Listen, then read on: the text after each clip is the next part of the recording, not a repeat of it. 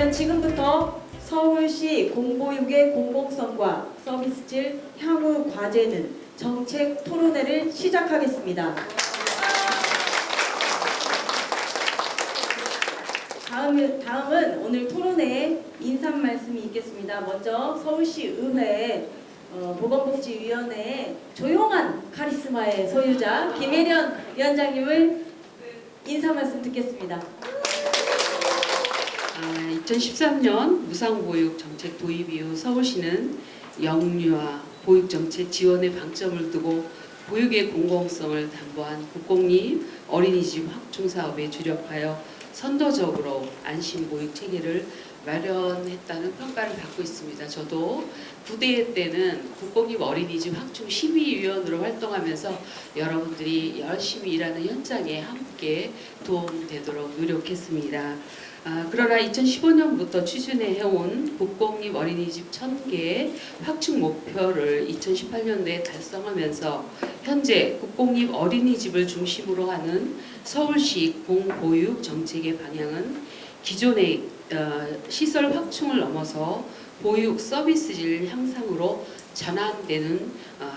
전환이 요구되는 시점입니다. 오늘 토론회는 최근 이슈가 되고 있는 서울시 사회서비스원 설립과 함께 공공성 강화를 위한 국공립 어린이집 운영 선도 모델을 마련할 수 있는 방안과 서울시 보육정책의 공공성과 서비스질 향상을 도모하기 위하여 서울시 보육정책의 성과 및 한계를 진단하고 서울시 보육정책의 향후 과제에 대해 논의하려는 취지로 서울특별시 보건복지위원회에서 우리 위원회 이영실 의원님과 그리고 우리 모두 함께 여러분들을 위해서 일하시는 보건복지위원님들을 공동으로 마련한 자리입니다. 바쁘신 일정을 불구하고 국공립 어린이집을 포함한 서울시 보육정책에 관심을 가지고 오늘 토론에 참석해 주신 원장님들과 보육 교직원 여러분 모두 포함한 관계자 여러분들께 다시 한번 감사의 인사를 드립니다.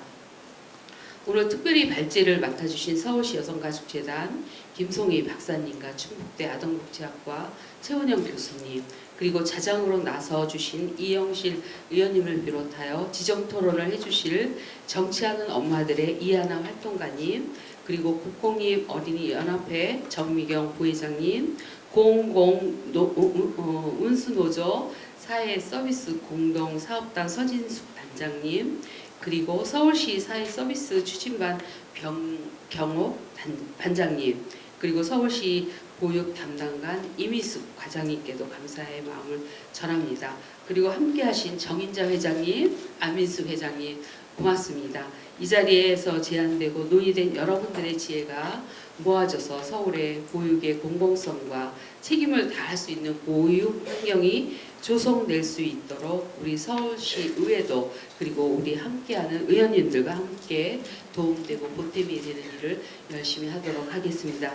마지막으로 우리의 미래인 우리 아이들이 행복하고 건강하게 자랄 수 있는 안심보육 환경을 마련하고 아이가 행복한 아이나 키우기 좋은 서울을 만들어 가도록 끝까지 함께 도움되는 일을 찾아서 하겠습니다. 여러분들 존경하고 그리고 감사드립니다. 우리 아이들 열심히 돌봐주시고 함께 애써주셔서 고맙습니다. 오늘 이 자리를 통해서 우리가 바라는 모든 보육 환경이 잘 조성되고 여러분들의 노고가 함께 깃들어지는 보육의 그런 현장이 되도록 저희도 함께 하는 걸 약속드리고 여러분들의 노고에도 감사의 마음 드립니다. 고맙습니다. 네.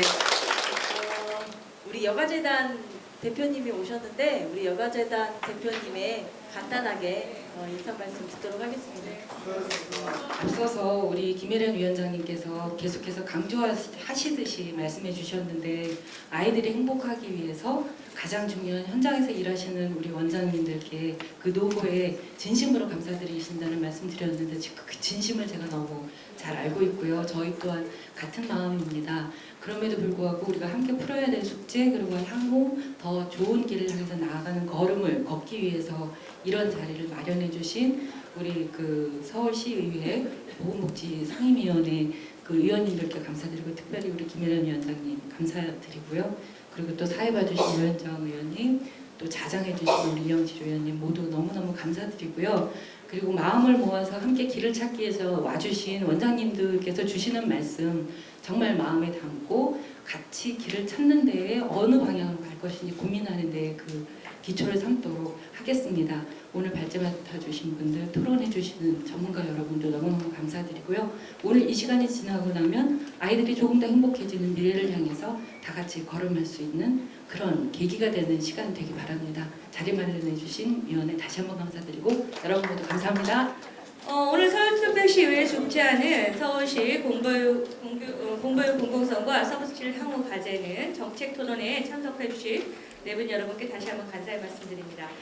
먼저 발제를 해주시는 김송희 서울시 여성가족재단 보육팀장님을 모시고 서울시 보육정책의 성과 향후 과제에 대한 주제 발표를 먼저 PPT 자료를 보시면서 듣고요. 다음으로 최은영 충북대학교 아동복지학교 교수님의 주제 발표가 있겠습니다. 본 발제 주제는 그러니까 서울시가 그동안 이제 민선 5.5기부터 지금까지 어떠한 보육 정책을 추진해 왔는지 그 주요 내용을 살펴보고 성과는 또 무엇이었는지를 좀 이제 살펴보고요. 그다음에 향후 과제들을 살펴보는 것으로 하도록 하겠습니다.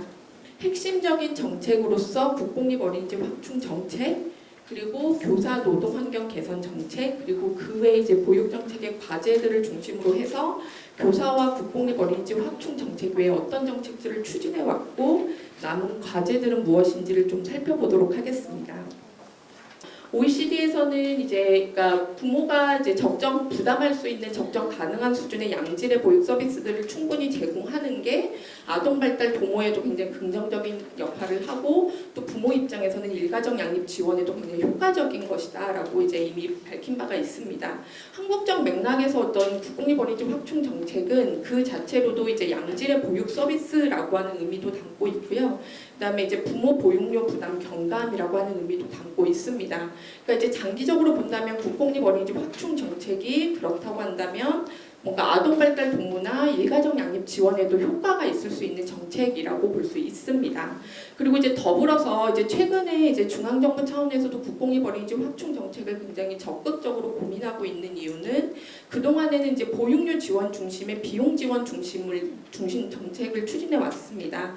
근데 이제 그 한계로 나타난 것이 뭔가 비용 부담 경감을 통해서 보육 서비스 이용의 보편성은 어느 정도 충분히 달성을 했지만 나타난 어떤 부작용은 적절한 비용 부담이라고 하는 게 한국에서는 부모 부담이 없는 것과 동일시되는 어떤 정책 프레임이 형성이 됐고요.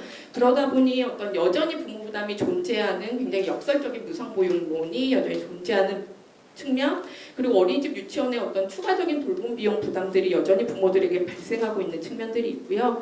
뭔가 보육 서비스 이용의 실수요를 판별하는 것들이 실패해서 오히려 한쪽에서는 너무 과도하게 어린이집을 이용하고 있는 거 아니냐 이런 비판들도 제기되고 있는 측면들이 있습니다. 그래서 이런 측면들 때문에 지금 현재 이제 그 중앙정부에서도 보육 정책의 어떤 주요 과제 중에 하나를 국공립 어린이집 이용률을 40%까지 달성하겠다라고 하는 것들을 핵심 정책으로 제시된 바 있습니다. 그래서 이런 맥락에서 본다면 서울시가 그동안 국공립 어린이집 확충을 굉장히 적극적으로 추진해 왔다라고 하는 것도 그 자체만으로도 굉장히 큰 성과라고 볼 수 있습니다. 첫 번째는 민간이 상생하고 어쨌든 협력을 통해서 국공립 어린이집 확충을 적극적으로 추진해 왔다라고 하는 겁니다. 2012년부터 지금까지 약 1273개소 어린이집을 확충했는데요. 그 중에 이제 절반 정도가 민간 연대나 아니면 이제 민간 가정 어린이집 전환 매입 등을 통한 어떤 추진이었습니다. 그러니까 이렇게 해서 비용 절감을 통한 어쨌든 민간이 협력할 수 있는 걸로 국공립 어린이집 확충을 추진했다라고 하는 것들이 지금 현재 이제 중앙정부에서도 굉장히 이제 벤치마킹할 만한 정책이다라고 하는 거고, 근데 이제 한편으로는 이게 이제 나중에 이후에 살펴보겠지만 또한 이제 저희한테 이제 과제로 남는 부분들도 있습니다. 두 번째는 국공립 어린이집 확충으로 인해서 서울시 보육 환경들이 예를 들면 국공립 어린이집 비율이 2011년 대비 3배 이상 증가했다거나 이용률이나 아니면 보육 교직 원수 등이 증가했다라고 하는 것, 그리고 국공립 어린이집 미설 치동이 감소했다라고 하는 것도 그냥 그냥 단적으로 이제 저희가 통계 수치 측면에서 살펴볼 수 있는 성과라고 할 수 있고요. 세 번째는 이제 서울시 어린이집 이용 현황, 그러니까 어린이집 현황을 2018년 12월 기준으로 살펴보면 어린이집 개소수는 이제 6,008개소, 그리고 이용 아동은 약간 22만 6천여 명 정도가 됩니다. 거기에 이제 국공립 어린이집이 시설수 대비 이제 24.7%라고 하는 것, 그리고 이용 아동 비율이 35.1%로 전국 대비 2배 이상 높다라고 하는 것. 물론 과거에도 서울시는 전국 대비 국공립 어린이집 이용률 비율이 높았지만 이제 더 많이 이제 높아졌다라고 하는 거고요. 근데 이제 여전히 민간 어린이집 이용 아동 비율이 가장 높다라고 하는 점들도 좀 이제 눈여겨볼 필요는 있습니다. 근데 이제 본 연구는 그 어떤 개량화된 지표나 통계 수치를 통해서 이제 확충 성과를 좀 봤다라기보다는 이제 부모와 교사들의 인식 측면에서 국공립 어린이집 확충을 어떻게 부모와 교사들이 인식하고 있느냐라고 하는 측면들을 좀 살펴봤었습니다. 그 결과로 보면 첫 번째는 이제 지리적 접근성이 제고됐다라고 하는 거고요. 뭐 보도 자료나 아니면 이제 박원순 시장님이 뭐 이렇게 인사말이나 이런 데서 한번 이제 접했을지도 모르겠는데 지리적 접근성이 제고가 되면서 국공립 어린이집 등원 소요 시간이 약 9분 정도로 이제 줄었다라고 하는 겁니다. 그래서 예전에 이제 확충을 대폭적으로 할 때 약 25분 걸리던 게 이제 9분 정도로 줄였다라고 하는 부분들이 있고요. 어린이집 서비스 질도 부모들이 이제 서비스 질이 좋아진 것 같다라고 이제 인식하는 측면들이 있었습니다. 건강급식 위생관리 측면이나 시설 환경 프로그램 운영 만족도 등이 향상됐다라고 했고요. 다만 이제 아동 1인당 면적이나 교사 대 아동 비율은 상대적으로 개선이 필요한 것으로 나타나는데 이거는 이제 국공립 어린이집 측면보다 이제 전체 보육 정책에서 이런 측면에 대한 개선들이 필요하겠다라는 점들이 좀 살펴볼 수 있고요. 세 번째는 교사의 전문성이나 자질이 향상됐다라고 하는 측면에 있어서도 부모들이 그렇게 생각했다라고 하는 거고요. 그다음에 이제 정보 공개나 회계 투명성들이 향상됐다라고 하는 겁니다. 그래서 뭐 소정의 이제 국공립 어린이집 확충을 통해서 달성하고자 했던 바들이 이제 많이 이제 부모들이 인식하고 있는 측면들로 나타났고요. 이게 2017년도 연구 결과, 그러니까 2017년 5월에 조사한 결과이기 때문에 지금 또 현재 수준에서 어떻게 인식하고 있을지라고 하는 것들도 좀 나중에는 살펴볼 필요들이 있을 것 같습니다.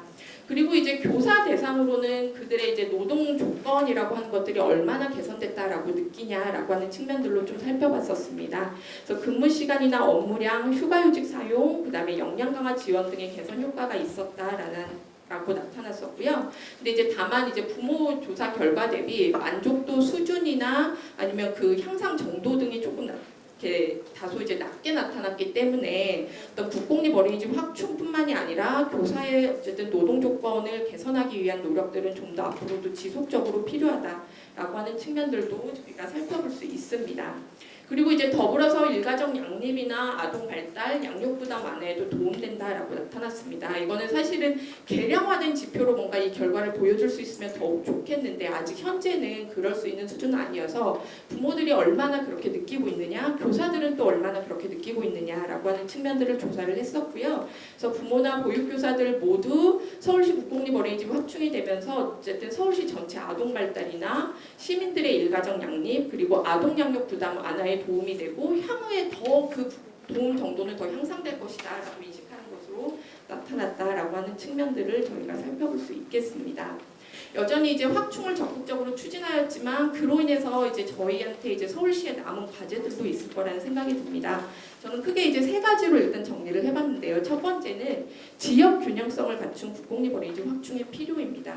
그러니까 서울시에서 국공립 어린이집 확충을 추진할 때 뭔가 미설치동이나 한계설치동을 중심으로 이제 추진을 해왔기 때문에 일정 정도는 지역 균형성을 확보하는 정책을 추진하고자는 했습니다. 근데 결과적으로는 여전히 지역 격차들이 존재한다라고 하는 측면이고요. 일단 첫 번째는 17년 조사 결과와 그다음에 이제 작년에 18년도의 연구 결과를 살펴보면 부모들은 여전히 국공립 어린이집 확충을 원해요. 그러니까 이제 현장에서는 국공립 어린이집 확충이 충분하다. 그리고 영유아 수가 감소하는데 자꾸 국공립 어린이집 확충을 하는 게 바람직하냐라는 어떤 우려나 이제 문제 제기들이 있지만 부모들은 이제 여전히 국공립 어린이집을 확충을 이제 원한다라고 하는 거고요. 예를 들면 이제 작년에 이제 이거는 서울시 전체 4,500가구를 대상으로 해서 이제 조사를 한 결과인데 어쨌든 영유아 수 감소를 고려한 채로 국공립 어린이집 확충 추계를 해도 일정 기간 내에는 그래도 어쨌든 지속적으로 확충 추진이 필요하다라고 하는 거고요.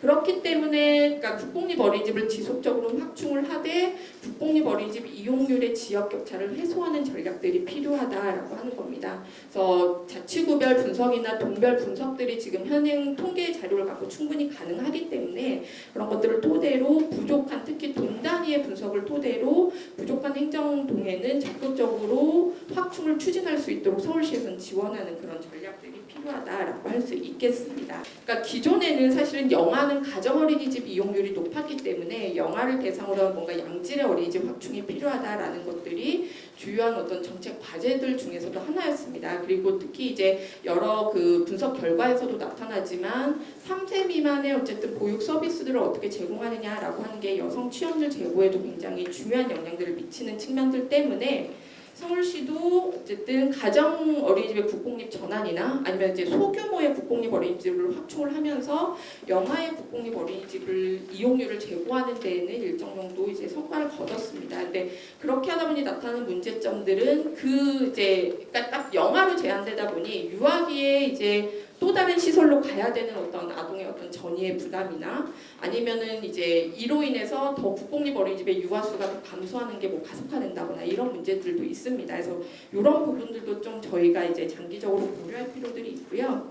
세 번째는 국공립 어린이집 서비스 질 향상 정책들이 꾸준히 필요하다라고 하는 겁니다. 이건 앞서 이제 위원장님 이제 그 인사 말씀에서도 나왔던 바인데요. 그러니까 민간 협력을 통한 국공립 어린이집을 확충을 한 게 이제 하나의 성과이긴 하지만 그로 인해서 나타나는 문제는 국공립 어린이집 운영의 공공성이나 전문성에 대한 어떤 우려의 목소리들이었습니다. 그래서 서울시가 기존에 국공립 어린이집 서비스 질을 향상시키기 위한 노력들을 지속적으로 해오기는 했지만 더욱더 필요하다라는 측면들이 있고요. 예를 들면 오늘 이제 두 번째 발제 주제인 사회 서비스 원에 대한 논의들도 이런 측면으로 좀 저희가 연결시킬 수 있지 않을까 싶습니다. 그리고 이게 이제 국공립 어린이집 확충의 어떤 주요한 성과 그리고 과제라고 할 수 있고요. 두 번째는 보육교사의 노동환경 개선과 관련된 측면들입니다. 이것도 너무나도 잘 알고 있는 어떤 사실이지만 보육교사는 보육 서비스 질의 핵심적인 요소이고 또 그렇기 때문에 보육교사의 역량을 강화하거나 아니면 노동 환경을 개선하는 게 보육 서비스 질을 향상시키는 데 굉장히 주요한 요건이라고 할 수 있습니다. 그리고 그렇기 때문에 보육교사 노동 환경 개선을 위한 어쨌든 서울시나 중앙정부 차원의 노력들이 지속적으로는 있어 왔다라고 하는 겁니다. 그리고 사회 서비스 원 도입 논의도 이러한 맥락과 맞닿아 있는 측면들이 있습니다. 근데 이제 서울시가 그동안 이제 보육교사 노동환경 개선 노력들을 보면 중앙정부에 비해서는 굉장히 진일 보완 정책들을 추진을 해왔습니다.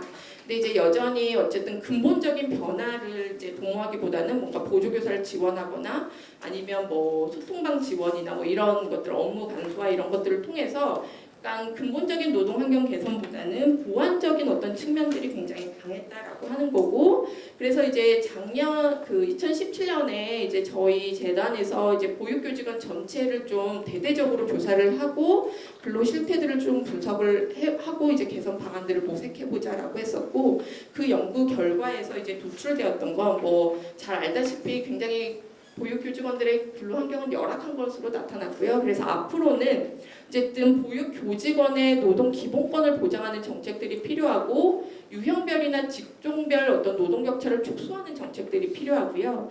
보육교직원의 노동 감수성을 제고해서 보육교직원 스스로가 뭔가 노동 환경을 적극적으로 개선할 수 있는 역량들을 키울 수 있는 측면, 그리고 좀 전 노동 주기를 포괄하는 그런 정책들이 필요하다라고 하는 것들을 좀 제안한 바 있었습니다. 그리고 다행스럽게 이제 올해 이제 서울시에서 추진하려고 하는 것들이 보면 보육교직원 휴식권 등 노동기본권 보장 정책들을 추진하겠다라고 해서 근로환경 개선이나 휴게시간 완전 보장, 서류 없는 어린이집 운영 등을 했고요. 또 나름의 이제 노동 주기에 맞는 정책들을 제안하고 있습니다. 그래서 이게 앞으로 이제 추진될 예정인데 어떻게 추진될 것인가라고 하는 것들을 좀 지켜볼 필요들이 있고요. 다만 이제 내용들이 뭔가 기준안을 마련하는 것, 무슨 채용 기준안을 마련하는 것 이런 정도에 그치고 있어서 이걸 어떻게 확산시키고 현장에 적용시킬 것인가라고 하는 부분에서는 좀 더 구체적이고 적극적인 고민들이 필요할 것 같습니다. 그래서 영유아수 감소를 고려한 보육 정책들이 필요한데 어쨌든 인프라의 양적 확충을 넘어서서 어떤 인프라를 어떻게 확충할 것인가라고 하는 고민들이 좀 필요한 시점이고요. 기존의 서비스와 인프라를 재배치하는 것. 그리고 연계를 좀 활성화시키기 위한 노력들이 필요합니다. 이거 물론 이제 서울시 차원이라기보다는 중앙정부에서 보다 적극적으로 노력해야 될 측면들이 있지만 서울시에서도 충분히 일정 부분은 가능하다라는 생각이 듭니다.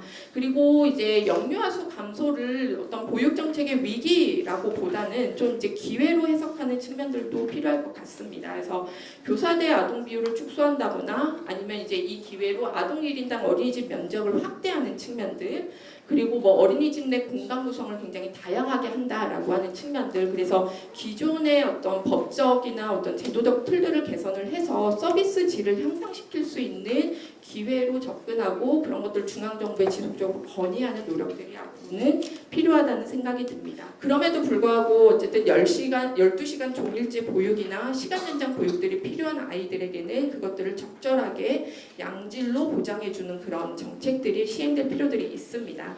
그리고 이제 기존에는 사실은 어린이집 유치원 중심의 보육료 지원 정책이다 보니까 어린이집 유치원 이용 아동들 중심으로 보육 정책이나 예산들이 쓰였던 측면들이 있습니다.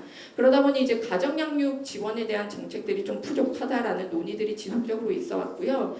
특히나 취약한 상태로 가정 내에서 양육되는 아동들은 그야말로 정책의 사각지대에 남아있는 문제들이 있었습니다. 그래서 가정양육 아동에 대한 어떤 지원들을 특히나 이제 더불어 제가 드리고 싶은 비용 지원이라기보다는 인프라나 서비스 지원 중심으로 좀 확충하는 그런 전략들이 앞으로는 필요할 것 같다는 생각이 듭니다. 그래서 이제 긴급이나 틈새 돌봄 서비스를 확대하는 거나 아니면 지역사회 내 다양한 돌봄 서비스를 구축하는 전략들이 필요한데요. 참고로 이제 저희가 작년에 했던 조사 결과들을 보면 국공립 어린이집 확충이 이제 가장 높게 나타났지만 두 번째는 긴급 틈새 돌봄 확대가 높게 나타났고요. 그다음에 이제 또 나머지를 보시면 어쨌든 놀이 문화 공간이나 뭐 주민 간의 육아 교류를 하고 싶다거나 가족 간의 소통 모임 아니면 가족 공원이나 녹지 확대 등에 대한 욕구들도 사실은 높게 나타났습니다. 그래서 상대적으로 이런 부분은 좀 이제 저희가 보육 정책 프레임 안에서 좀 덜 중요하게 다뤄져 왔지만 이런 부분에 대해서도 좀 관심을 가질 필요들이 있다라고 하는 것들도 저희에게 좀 시사하는 바들이 아닐까라는 생각이 들고요. 그 추가 틈새 돌봄 서비스에 대한 요구들이 높게 나타났는데 그렇다면 이제 어떤 방식이 좋겠냐라고 했을 때 그래도 이제 뭐 아이돌보미가 이제 돌보는 방식보다는 어쨌든 시간 연장 보육이었으면 좋겠다라고 하는 측면들이 또 부모들의 욕구들이 높게 나타났습니다. 그래서 이런 것들을 볼 때 뭐 서울시가 지금 현재 뭐 추진하려고 하는 뭐 거점형 시간 연장이나 이런 것들이 물론 우려의 목소리들이 많지만 그런 걸 어떻게 이제 안정적으로 구축해 갈 것인가라고 하는 것들도 좀 앞으로 추진해야 되는 과제가 아닐까 싶습니다. 이상으로 제 발제는 마치도록 하겠습니다. 감사합니다. 사실은 오늘 주제가 크게 보면 두 개인데 공공성과 품질 향상. 저는 주로 품질 향상에 초점을 맞췄고 사실은 공공성에 대한 얘기는 워낙 저희가 많이 했고 품질 향상이 상대적으로 그 언급이 많이 안 됐던 저희가 주목하지 못했던 부분이라고 생각해서 그렇게 했습니다. 그래서 우선 이제 발제문을 보시면 되겠어요. 저를 보지 마시고. 그래서 서구 선진 복지 국가들을 보면 이렇게 구사회 위험이라고 하는 뭐 노령, 질병, 그 요양 이런 부분, 빈곤 이런 부분을 일정하게 해결을 좀 하고 적응하고 나서 신사회 위험이라고 하는 게 등장했는데 한국은 워낙 복지국가 발동도 늦게 걸렸지만 이 두 개의 위험에 대처해야 되는 숙제가 한꺼번에 온 나라여서 지금 굉장히 많은 숙제를 가지고 있는 나라이고 그게 우리나라의 특수성 내지는 너무나 해야 될 일이 많은 딜레마를 만들어내는 그 첫 번째 단추인 것 같고요. 그래서 앞으로도 해야 할 일과 가정 내에 그거를 해소할 수 있는 역량은 점점 간극이 벌어질 것이다. 그래서 서비스 분야는 숙제가 점점 많아질 것 같습니다. 그리고 거기에 대응하기 위한 여러 가지 제도들이 있는데 구사회 위험은 주로 공적 부조나 사회보험 중심의 제도를 가지고 대응을 했다면 신사회 위험은 사회 수당이나 사회 서비스를 가지고 대응을 많이 하게 됩니다. 저희가 오늘 얘기하는 게 이제 사회 서비스 영역인데 이 제도화를 어떻게 할 거고 누구에게 어떤 서비스를 얼마나 제공할 건지 누가 이 서비스 공급을 주로 담당할 것인지 또 뭐 오늘 우리가 얘기하는 품질은 어떻게 기준을 정해서 어떻게 관리해 나갈 것인지 이런 것들이 다 숙제가 되는 것이고 서구의 경험을 보면 사실은 그 복지국가 황금기 때 주로 국가가 공급자의 역할을 많이 하게 됩니다. 그래서 공공 영역의 공급이 굉장히 많다가 그게 재편기에 오면서 그 복지국가, 그러니까 복지 혼합이라고 불렸는데 영역들이 많이 나눠집니다. 그러니까 국가가 많이 하던 걸 민간에도 주고 제3섹터에도 주고 비영리 민간에 그렇게 해서 공급 주체가 다원화됐는데 한국은 지금 굉장히 다른 경로를 가고 있는 것이 공공성을 제대로 살려서 국가가 공급자로서 역할을 한 적이 거의 없는 거예요. 사회 서비스에서. 그래서 현 정부 들어서 사회 서비스 원을 만들고 공공성에 좀 박차를 가하려고 하는 노력들을 하는 거라 사실 그 일반적인 OECD 국가들의 흐름과 비교해 보면 한국은 전혀 다른 경로에 있다. 그리고 그 첫 한 주가 이제 작년부터 시작해서 올해로 이어져 오고 있는 것 같고요. 그 실제 이용하시는 분의 반 넘게가 비취업모고 이런 문제를 뭐 조금만 얘기를 제가 조금 그 어긋나게 하면 이제 비취업모 차별 이런 게 이제 SNS에 돌아다닐 정도로 지금 굉장히 예민한 건인데 사실은 서구는 바쁜 부모님에 대한 보충적 그 서비스로서 이 제도가 시작했었다고 하는 거는 누구도 거부할 수 없는 거고요. 그리고 이제 두 번째가 사회 서비스인데 사회 서비스는 그 아동이 0세 1세 때는 그렇지 않지만 2세 때부터는 또래 간 사회성이 굉장히 많이 발달하는 시기로 알려져 있습니다. 그래서 이 시기에 아동 발달을 위해서 국가가 투자하는 그런 개념이고요. 그리고 OECD에서 특히 주목하고 있는 게 빈곤 가구의 영유아는 집에 그냥 혼자 남겨져 있을 때 시설을 기관을 이용했을 때에 비해서 훨씬 발달 환경이 안 좋습니다. 교재 교구도 집에 없고 TV 같은 거 보고 있을 수가 있고 그래서 예전에 우리 보육정책 국가가 제대로 시작하기 전에 지역사회 타가소 연합회에서 하던 그 시절로 돌아가 보면 그게 뭐 길에서 방치됐다가 교통사고 당할까봐 여성단체에서 지켜주던 그런 상태도 저희가 있었거든요. 그게 사실은 그 가정 내 발달 환경이 열악한 아동일수록 어린이집 기관 서비스를 이용하는 것이 훨씬 발달 환경을 좋게 만드는 것이라는 거에 합의가 되어 있기 때문에 저소득층 아동에 대한 투자를 OECD에서 열심히 하고 있는 겁니다. 한국이 이렇게 세 가지의 성격을 제대로 균형적으로 발전시켰느냐 이렇게 질문을 해보면 많이 미흡한 부분이 이제 눈에 띌 것 같고요. 그리고 또 하나 한국에서 갖고 있는 특징이자 한계는 이 사회 서비스 영역으로 왔을 때는 이게 3자 관계가 돼서 국가가 있고 이용자가 있고 공급자가 있게 되는데 대부분 그러니까 서울시를 빼고 대부분의 지자체와 중앙정부는 여태까지 국가가 이용자한테 무엇을 해주겠다. 그 정책의 설계에 따라서 공급자는 그걸 뒷받침하는 사람이었을 뿐이지 그 삼각형 관계에서 똑같이 투자받고 똑같이 관심의 대상인지 못했어요. 그러니까 공급자가 사실은 기관과 스텝이 되는 건데 일하는 사람. 그러다 보니까 지금처럼 어머니 아버지가 길게 일하면 어린이집을 길게 운영해라. 24시간 운영해라. 야간 운영해라. 그런데 어린이집 선생님도 누군가의 엄마고 아빠죠. 굉장히 불균형적인 전개였는데 그 이유가 국가와 이용자 중심의 사고를 했기 때문이다. 사회 서비스는 삼각형 관계다. 그거가 굉장히 중요하고요. 그래서 지금 한국이 갇혀 있는 이용자 비용 지원 그 틀에서 벗어나기 위해서도 이 3자 관계에 대한 이해를 저희가 잘 할 필요가 있겠다는 생각이 듭니다. 그래서 OECD에서는 지금 보육 서비스 혹은 이거를 이제 ECC라고도 부르죠. Early Childhood Education and Care. 그래서 그 ECC라고 묶은 그 정책 안에 퀄리티와 어포더빌리티를 동시에 다 고민합니다. 이거 그러니까 품질이 반드시 좋아야 되고 서비스가 부모님한테 많이 부담을 주지 말아라라는 거죠. 근데 한국은 퀄리티는 굉장히 불균형적으로 발전을 안 했고 어포더빌리티는 너무 많이 나가가지고 무상 보육을 하고 있는 거죠. 모르겠습니다. 그 무상 보육을 찬성하시는 분이 많으실지 모르겠는데 저는 처음부터 반대했었고 서비스는 무작정 다 가구 소득비 그 비례해서 이용료를 내게 하면 돼요. 그러면 굉장히 여유가 있는 댁에서는 이용료를 내고 굉장히 여유가 없는 댁에서는 무상으로 쓰고 그리고 사실은 참여정부 때 저희가 차등보육료 체계라고 해서 그렇게 슬라이딩 스케일을 했었어요. 그런데 무상보육이 정치권에서 훅 던져진 카드로 들어오면서 결국은 이게 우리한테 무슨 숙제를 남겼냐면 이 영역에서 품질 향상을 할 수 있을 기회를 놓치고 무상보육에 부모님들 이용료를 면제해주는 방식으로 예산이 쓰인 거죠. 그래서 여성가족부도 보건복지부도 기재부에서 더 이상 예산을 얻기가 굉장히 어려워요. 이미 너네 많이 쓰고 있다. 이용료 감면에. 그래서 이게 지금 품질을 저희가 강조한다고 하는 거는 굉장히 많은 거를 틀에 트는 과정이 필요한데 그중에 저는 무상보육도 있다. 제발 각자 자부담을 하자 이런 것도 있는데 오늘의 핵심은 그게 아니기 때문에 살짝 넘어가고요. 그래서 이 부분은 또 그 광역지자체가 혼자 할 수 있는 게 아니라 중앙정부의 숙제도 있기 때문에 그 부분은 저희가 명심은 해야 될 것 같고, 만약에 부모님 부담이 들어오고 정부도 또 충실한 예산을 더 확보해서 정말 제대로 된 걸 할 수 있으면 한 반에 교사가 2명 들어가서 이분도 화장실도 갈 수 있고 연가도 사용할 수 있고 이렇게 돼야 되는 거죠. 그래서 이 길로 가는 길의 어딘가에서 저희 지금 이제 서울시와 한국이 가야 되는 그 숙제들이 있는 것 같고요. 평가인증 제도가 있었고 여태까지 의무가 아니었습니다.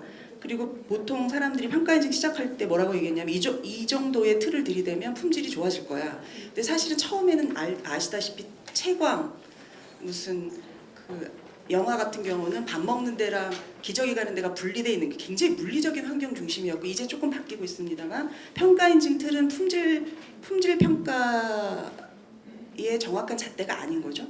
그래서 품질 평가는 그 이상을 의미하는 거고, 사실은 가장 핵심은 선생님의 업무량입니다.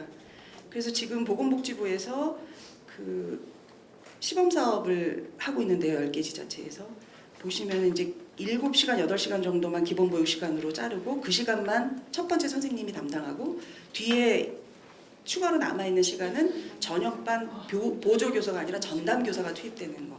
근데 이게 만들 때는 틀은 좋아도 그 실제로 군 단위나 읍면 단위로 내려갔을 때 4시간 일할 전담교사를 못 구하면 이게 또 이제 선생님이 초과 근무해야 되고 이런 여러 가지 정황이 벌어져서 이거는 방향은 이리 가되 현실이 어떤지, 선생님을 정말 4시간 선생님을 구할 수 있는지를 지금 시범사업에서 점검하고 있는 중이고, 사실 시범사업 내용에 자부담이 들어가 있습니다. 근데 벌써 엄청난 항의를 받고 있다고 하더라고요. 근데 어디로 가야 될지 모르겠지만 노력 중이고요. 그리고 또 이제 저출산 고령사회위원회에서 교사 1인당 담당하는 아동이 그 영유아가 0, 1, 2세는 좀 나아요. 국제기준에서 크게 벗어나지 않고. 근데 지금 유아가 굉장히 많은 셈이고 탄력적 적용이라고 해가지고 3명 정도 더 받아도 되고 이래서 선생님들이 막 23명 한꺼번에 보고 있고, 그 중에 뭐 ADHD 학생도 있고 그 경계성 장애 아동도 있고 막 이러면 도대체 23명을 선생님 한 명이 본다는 게 불가능한데 그냥 불가능한 일을 계속 해오신 거죠. 그래서 그 상황에 대한 그 대대적인 변경이 있어야겠다라는 겁니다. 그래서 그런 부분을 제가 강조드리려고 했고요. 학자들도 사실은 보육 서비스 품질에서 다른 부분도 많이 강조했지만 뭐 활동의 내용, 구조 이런 것도 중요하지만 교사가 어떻게 양성되고 교사가 영유아를 몇 명씩 담당하고 집단의 크기가 어느 정도 되며 교사가 과연 근속이 보장되는가, 1, 2년 하고 그만두고 너무 힘드니까 또 그만두고 새 선생님 또 들어와서 적응하면 또 그만두고 이렇게 될 경우에는 품질 향상으로 갈 수가 없다는 거죠. 그래서 저희가 앞으로 이 문제를 풀기 위한 노력을 좀 해야 될 것 같고, 지금 누리과정도 개선안 마련 중인데 자연스러운 놀이 이런 거를 많이 기존보다 강조한다고 하더라고요. 거기 이제 제 발제문에 보시면 논 콘택 타임이라고 써 있는데 아이들을 안 만나. 그러니까 사실 교사라는 이름이 붙은 직종 중에 하루 종일 아이들 자기의 그 상대방과 같이 있는, 저도 교사인데 하루 종일 수업이 있지 않잖아요. 준비하는 시간, 아이들이 나한테 거짓말했을 때 그걸 삭히는 시간, 이런 여러 가지가 필요한 건데 지금 이 교사라는 타이틀을 가진 직종 중에 보육교사만 아이들을 안 만나는 시간이 없는 거죠. 그래서 이런 거를 이미 OECD에서는 굉장히 많이 앞장서서 노력을 해왔고, 그래서 한국도 이제 남은 숙제는 이런 서비스 품질 향상의 핵심인 선생님에 대한 그 업무 과중의 문제를 푸는 것이다. 서울시는 이미 많이 하고 계셨고 그리고 사회서비스원이 개원되기 때문에 기대가 훨씬 더 많아지셨을 것 같고요.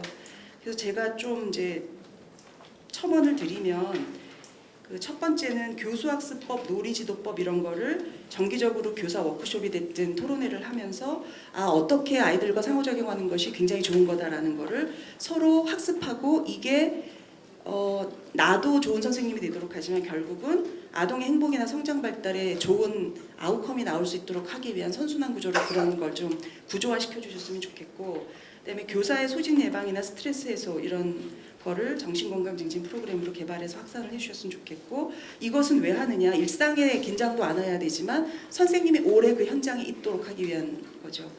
그리고 교사가 핵심 업무에 집중할 수 있도록 청소, 영양사 뭐 이런 부분은 공동 운영 시스템을 좀 서울시에서 마련해 주시면 좋겠고, 회계 업무도 사실 이게 회계 전문가가 아닌 이상 놓치기 쉬운 것도 많고 하도 하라는 게 많기 때문에 이 부분에 대한 이제 행정적 지원도 필요할 거라고 보고요. 그래서 결국은 여태까지 우리가 아이가 행복한, 부모님이 믿는 이런 수사만 많이 봤는데 선생님이 동시에 행복해야 어린이집 서비스가 지속 가능한 좋은 사회 서비스가 될 거다라는 거. 그리고 이제 4번에 보면 직무성과 평가 시스템을 제대로 만들어서 성과가 좋은 교사에게 인정해주고 보상해주고 이런 논리적으로 연결되는 구조를 만들 필요가 있겠고, 그리고 이런 것에 기초해서 중간관리자 사다리를 만드는 게 필요합니다. 저희 졸업생도 이제 복지관도 가 있고 어린이집도 가 있고 뭐 사회복지 전담 공무원도 되는데, 복지관에 취업한 학생들이 그만두는 비율보다 어린이집에 취업한 졸업생이 그만두는 비율이 훨씬 높아요. 거기는 내가 오래 일한다고 해서 뭐 급여가 많이 올라가지 않는 거는 말할 것도 없거니와 윗 단계가 없는 거죠. 내가 오래 일하다고 원장님이 될 것도 아니고, 그리고 또 유치원에 간 친구들이랑 비교도 되고 뭐 그러면서 좌절을 많이 느끼고 이제 평가인증 시즌이 오면 그만두는 거죠. 그래서 그 중간관리자 사다리 만드는 건 굉장히 중요하다. 그걸 통해서 앞으로 운영할 사람의 역량을 훈련시킨다. 이런 투자의 개념으로 하면 좋겠고, 그리고 사회서비스원 원장님 와 계시니까 건의를 좀 드리면, 사실은 규모의 경제 효과가 어느 정도 사이즈 입소 정원에서 그 극대화되는지를 확인하시는 작업을 좀 모델화 하셨으면 해요. 어쩌면 어린이집보다 더 이제 요양 이런 쪽으로 가면 더 심각한 건데, 소규모 기관이 난립해 있을 때 경쟁만 굉장히 무한으로 이루어지고 뽑았던 그 스텝이 또 딴 데로 가버리고 새로 뽑고 선생님 뭐 구하려고 하는데 사람이 없고 이랬을 때 굉장히 고비용 구조로 행정 운영이 되거든요. 그래서 사실은 적정 규모가 뭔지에 대해서 우리가 사회 서비스를 정말 쫙 한국에 깔면서 갈 거라면 그런 고민을 지금 해야 된다. 그래서 그건 사실은 단위 기관에서 할 수가 없는 거기 때문에 서비스 원에서 고민해 주시고 연구하셔야 되는 문제다라는 생각이 듭니다. 그래서 이게 다 잘 됐다. 그러면 이제 선생님의 활동 시간은 준비하는 시간, 핵심 업무 시간, 영유아랑 만나지 않는 시간, 휴게 시간, 그다음에 자기 업무 역량을 강화하는 시간, 자기도 평가하고 동료도 평가하는 시간, 충전하고 연수하는 시간, 이런 이제 거를 좀 꿈꿔볼 수 있겠죠. 그리고 사실 업무 역량 강화에 정책 변화에 대한 이해도 굉장히 중요합니다. 이렇게 어떤 일로 만나보면 원장 선생님들은 그 연합회별로 엄청나게 정책 변화를 잘 파악하고 계시고, 심지어 이제 그 뭐라 그러죠? 항의도 많이 하시고 정확하게 알고 계세요. 근데 교사분들은 하나도 모르고 뭐 코끼리 반 개나리 반 운영하느라고 거의 아무것도 못하고 있는 거죠. 그래서 교사도 정책 변화에 대해서 이해하는 시간이 분명히 필요하고, 부모 상담 기법 등 여러 가지 사례 회의도 해야 되고, 아동 다양성에 대한 감수성도 기르셔야 되고, 노동자로서의 권리도 숙지하셔야 되고, 여러 가지를 다 잘 하실 수 있도록 시간이 허락돼야 된다라는 거고요. 여태까지 한국이 공공의 공급자 역할이 부족했기 때문에 뭐 어쩔 수 없는 단계에 왔다고 보고요. 그러나 분명한 건 한국의 사회서비스 분야에 누적된 문제가 워낙 많은데, 이게 사회서비스 원 혼자 풀 수 있는 것도 아니고 뭐 불가능하다는 겁니다. 그래서 결국은 선도하고 모범 사례를 만들어가는 과정이 중요한데, 이 과정에서 민간 영역도 견인하고 모범적인 케이스를 만들어 가시는 거가 더 핵심이 돼야지, 이 사회서비스원이 운영하는 기관에 들어온 인사이더에게 굉장히 많은 혜택이 생겨서 그게 밖에 있는 굉장히 많은 아웃사이더와 그러니까 차이가 극대화되는 방식으로 운영돼서는 안 된다라는 겁니다. 그래서 사실은 중앙에서 표준 보육 비용을 제대로 반영해주고 교사 업무량을 줄일 수 있는 방안이 마련돼야 되는데, 지금 5개년 계획 계속 보시면 숙제가 너무 느린 속도로 풀리고 있어요. 그래서 조금 더 앞서가고 있는 서울시가 이 부분도 좀 열심히 해주셨으면 좋겠다. 그리고 혹시라도 책임성을 높이는 차원에서 규정을 위반한 사례가 발생했을 때는 훨씬 더 강하게 조치하셔야 한다. 사회서비스원에서 운영하는 기관은. 그런 말씀을 드리고 싶고요. 사실 제가 보로는 하나마나 한 얘기라고 생각하고 썼는데 토론자 중에 반론이 들어오셨더라고요. 제가 미리 와서 읽어봤더니.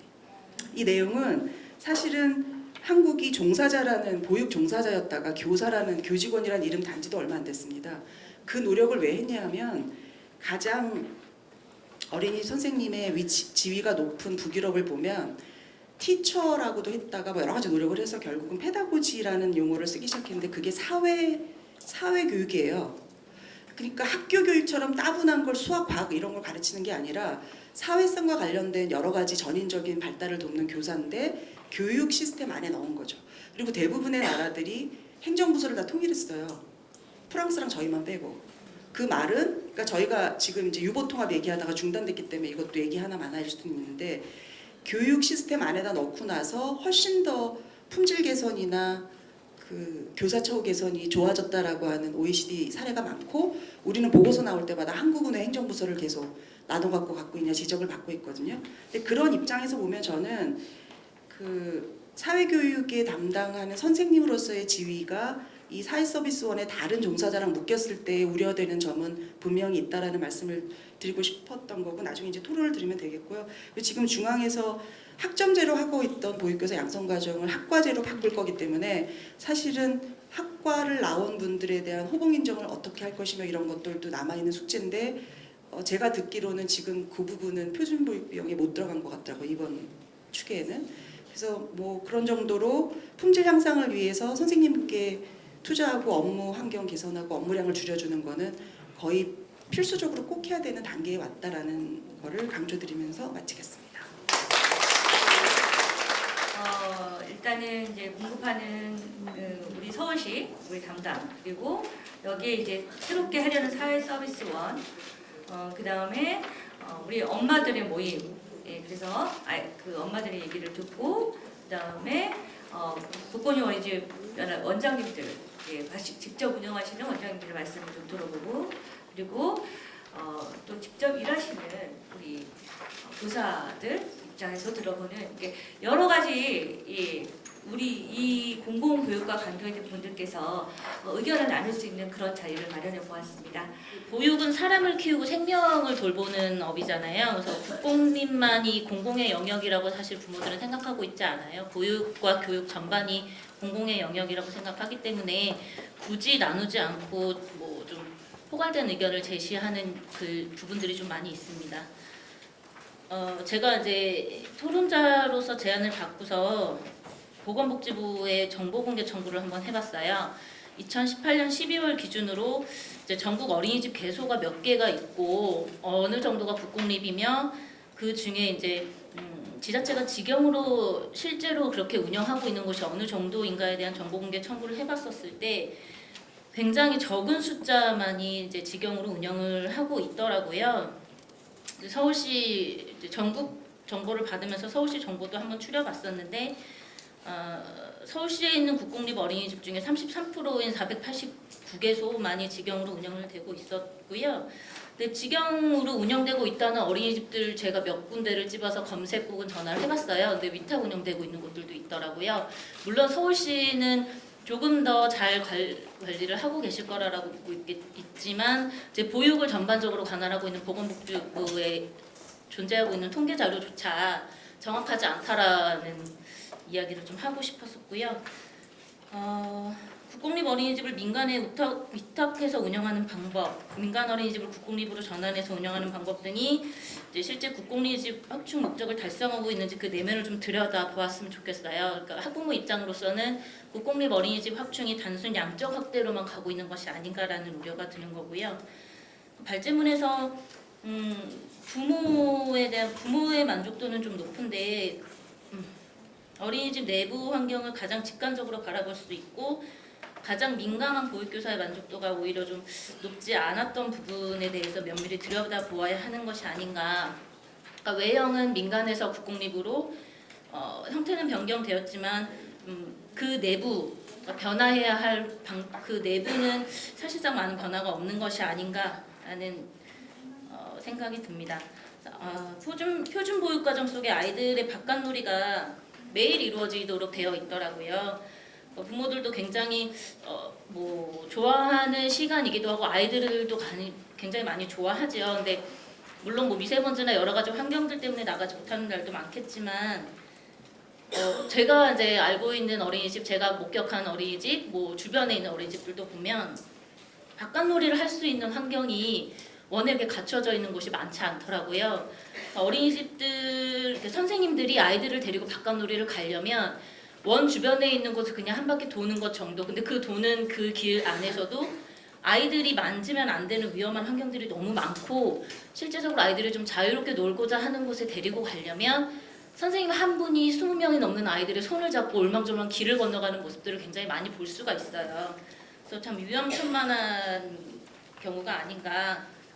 아이들의 안전을 담보할 수 없는 환경 속에서 바깥놀이를 교사들한테 강요하는 것, 이것은 좀 모순된 것이 아닌가라는 생각이 들고요. 그렇게 되면 교사들은 제가 교사여도 아마 바깥놀이 시간을 굉장히 두려워하고 회피하게 될 것 같습니다. 어린이집을 처음에 구성하고자 계획할 때부터 바깥놀이 시간, 그 시간 동안 교사와 아이들이 안전할 수 있는 그 공간 영역도 같이 고려를 해야 할 것 같고요. 또 하나 이제 발제문에서도 언급이 되었는데 교사 대 아동 비율 축소는 반드시 필요합니다. 이거는 많이 말씀하셨으니까 그냥 넘어가도 될 것 같고요. 그리고 영유아 1인당 차지하는 면적에 대해서도 말씀을 하셨는데 실제적으로 뭐 부모님들을 많이 못 보시는 장면일 것도 같아요. 여기 계시는 이제 서울시의 의원님들도 많이 못 보셨을 것 같은데 아이들 교실이 쉽게 말씀을 드리면 가정어린이집 같은 경우에 왜 30평대 아파트에 작은 방 있잖아요. 거기에 성인 1명하고 아이들이 5명이 있습니다. 교구가 들어가고 아이들 용품이 들어가면 책상 2개 깔아놓고 아이들이 밥 먹으면 선생님들이 이렇게 피해서 돌아다니셔야 되고 낮잠 시간에 누우면 아이들이 뒹굴 공간이 없어요. 그런 공간들에 대해서도 한 번쯤은 검토가 필요하다고 생각합니다. 공간이 주는 힘이라는 게 무시 못한다고 생각을 해요. 선생님들이 그 좁은 공간에서 아이들하고 하루 종일 있게 되면 선생님들 역시 스트레스를 많이 받으실 거고 아이들은 본인이 왜 스트레스를 받는지도 모르는 상태에서 스트레스를 받을 것 같습니다. 또한 이제 재정의 투명성이 담보되어야 한다라고 제가 썼는데요. 지자체마다 이제 특별활동, 특성화교육, 현장학습 등 이제 학부모 부담금의 상한선이 상이하더라고요. 그리고 근데 이게 상한선이 다르다고 해서 재정의 신뢰도를 낮춘다고 보지는 않습니다. 근데 실제로 이용하고 있는 가정들의 의문은 이용자들의 의문이 있는데 특별활동하고 특성화 교육 내용이 모든 원마다 상이합니다. 그런데 실제 가정에서 납부하는 금액이 동일합니다. 그래서 이것에 대한 문제 제기를 이제 몇몇 분들께서 지자체에 했었을 때 지자체에서도 담당하시는 분의 답변이 글쎄요 그렇게 되면 안 되는데 왜 그럴까요? 저한테 되물어 보시더라고요. 그래서 이거는 어떻게 되는 건지에 대해서는 뭐 이런 의문이 이용 과정에서는 있다라는 거 정도고요. 그리고 특별활동 같은 경우도 어린이집 내부에서 연령별로 수강하는 유아의 숫자가 다르고 원마다 수업에 참여하는 아이들의 숫자가 다 다른데 가정에서 원으로 납부하는 금액은 거의 대부분 상한선으로 정해져 있는 금액으로 정액제로 납부하는 경우들이 굉장히 많습니다. 현장학습의 경우도 마찬가지에 대한 의문이 좀 생기게 되는 부분이 있고요. 어린이집에서 수입지출 결산서를 학부모에게 매년 혹은 분기, 반기 이걸로 공개를 하시더라고요. 실제 받아보기도 했지만 받아본 자료들을 살펴봤을 때 월별 총 수납금하고 지출금액은 공개되는데 각 활동별로 어떻게 쓰여졌는지에 대한 정보는 공개되지가 않습니다. 그리고 교사의 자격과 노동환경 개선인데요. 보육시설에서 최근에 발생하는 학대와 안전사고에 대한 언론 노출 빈도가 높아지고 있습니다.